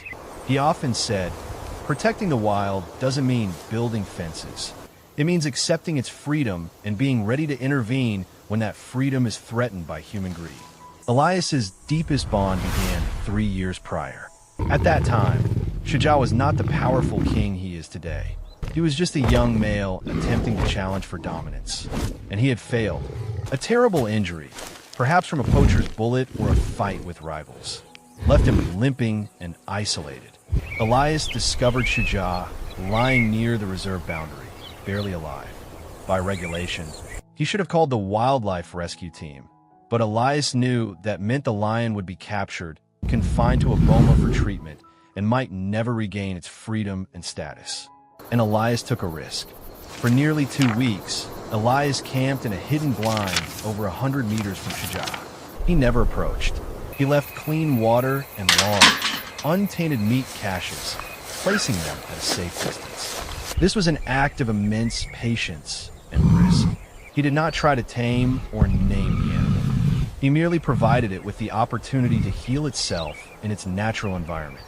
His stable, non-threatening presence reassured the injured lion. Shuja gradually learned to accept Elias's scent as a signal of safety, not danger. The most critical moment came on the 10th day. While observing, Elias saw 2 hyenas circling Shuja. Instead of using his firearm, Elias stood up and yelled loudly, distracting the hyenas and saving Shuja's life. In that instant, the eyes of the lion and the man met. That was not gratitude in the human sense, but a deep acknowledgement of selfless intervention. Scientists today confirm lions are highly intelligent, social animals capable of complex associative memory. Shuja did not love Elias like a child loves a father, but he associated Elias's scent, sound, and presence with survival, security, and unconditional aid. This is a profound form of trust rarely seen between a top predator and human. After a full recovery, Shuja returned to the pride and reclaimed his dominance, becoming the hero his nickname implied. But occasionally, at dusk, he would appear at the edge of Elias's cabin, a large, silent shadow observing from afar, like a quiet reminder of the unspoken covenant between 2 lives. His appearance at the funeral today is not random. It is a deliberate act, a response to a long-kept promise. The air was thick with the dust of the Serengeti and the quiet tension of the unknown. As the mourners walked, they faced a primal fear, a dominant male lying only feet away. But what they witnessed was not a threat. It was a pure, unedited display of interspecies grief. We return to the present. The procession has resumed, but now they have an unexpected escort, a silent guard that no one dares to interfere with. The initial fear of the mourners has slowly dissipated, giving way to a profound, shared silence. No one attempts to chase Shuja away. Both the reserve and the local community know the laws of the wild, but this moment has transcended all laws. Everyone's attention is focused on the lion. Shuja does not walk close. He maintains a respectful distance, about 15 meters, enough to create a safe buffer, but still close enough to be an integral part of the group. His head is often lowered, his large paws clearly marked on the dusty road. Shuja has synchronized his pace with the slow, dignified march of the pallbearers. This gesture, the rhythmic synchronization in sorrow, is what makes the moment so moving. We must pause for a moment to consider this through a scientific lens.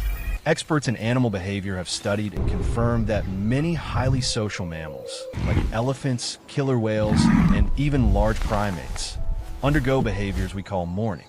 They revisit the bodies of their dead, they protect the remains, or they show profound stillness. In Shuja's case, he is exhibiting a complex associative behavior. The loss of the individual he linked with survival has triggered a profound reaction. This is not programmed behavior, but a reflection of emotional intelligence. Returning to the funeral. When they reached a brief resting point beneath the shade of an acacia tree for the pallbearers to switch, Shuja also stopped.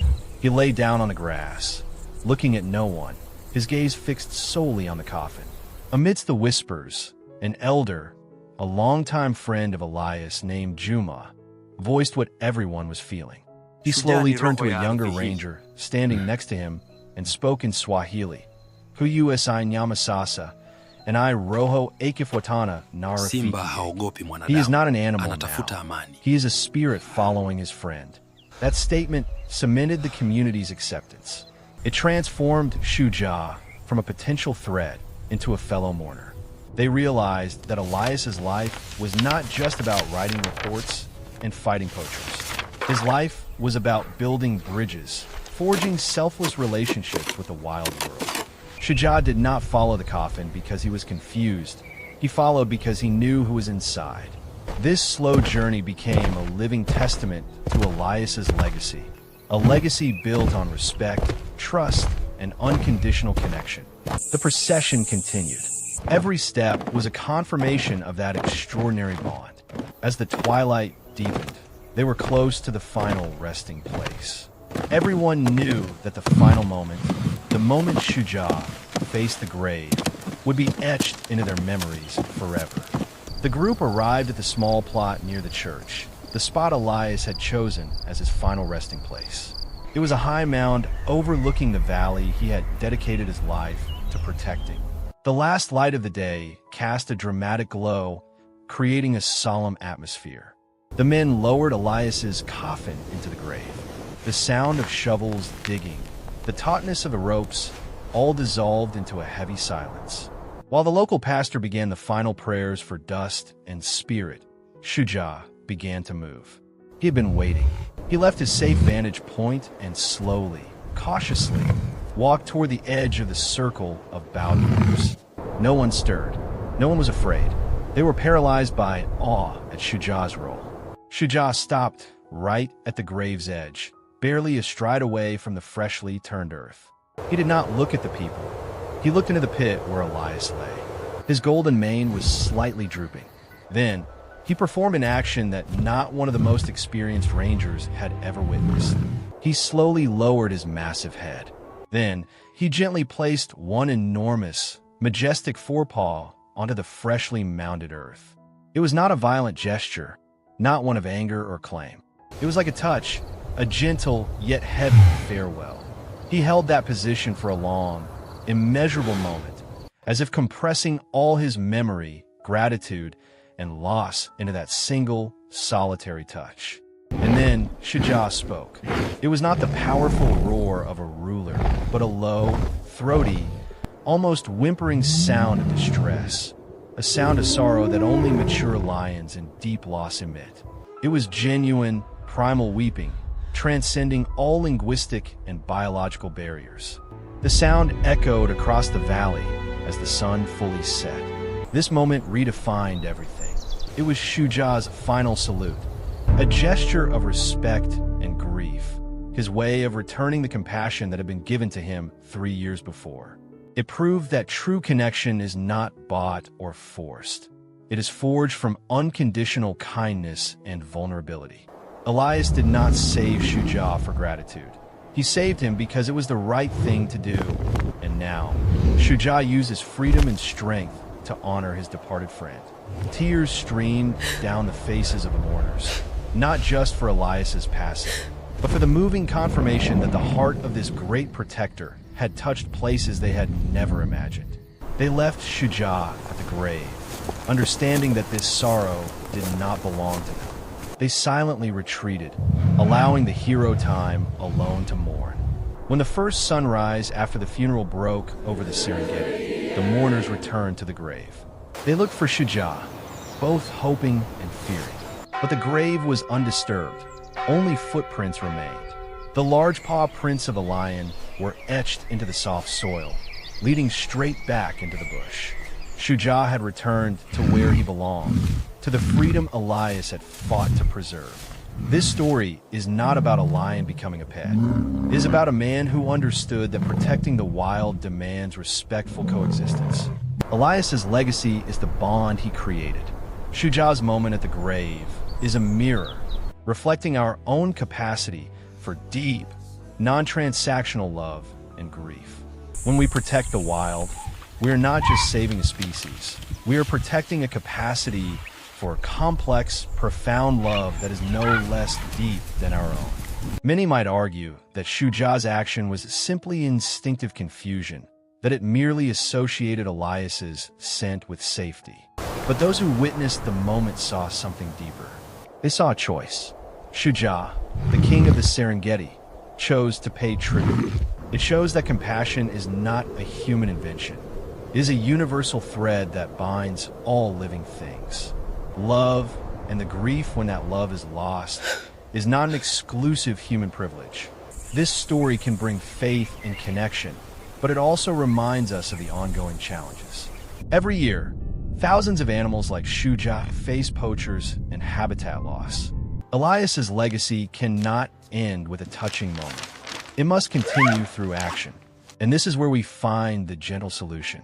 Elias taught us that change begins with respect. We may not live in the Serengeti, but we can protect the story and the creatures like Shuja. The story of Elias and Shuja reminds us that connection is the most powerful force on Earth. If you believe, as Elias did, that these bonds are worth fighting for, then join the fight. Don't just follow the story, support its happy ending. First, please hit like on this video and subscribe to see more stories that challenge our understanding of the world. Second, share this video with one person who needs to be reminded of the power of empathy and the capacity for simple kindness to create change. Third, we have linked 3 organizations in the description, organizations that carry on Elias's work in the Serengeti, focused on ethical, non-invasive conservation. Every small contribution helps ensure Shuja and his kind can continue to live, love, and mourn freely in their kingdom. Elias left behind a simple stone marker, but beneath his name, someone carved 8 more words. For the man who nurtured the forgotten,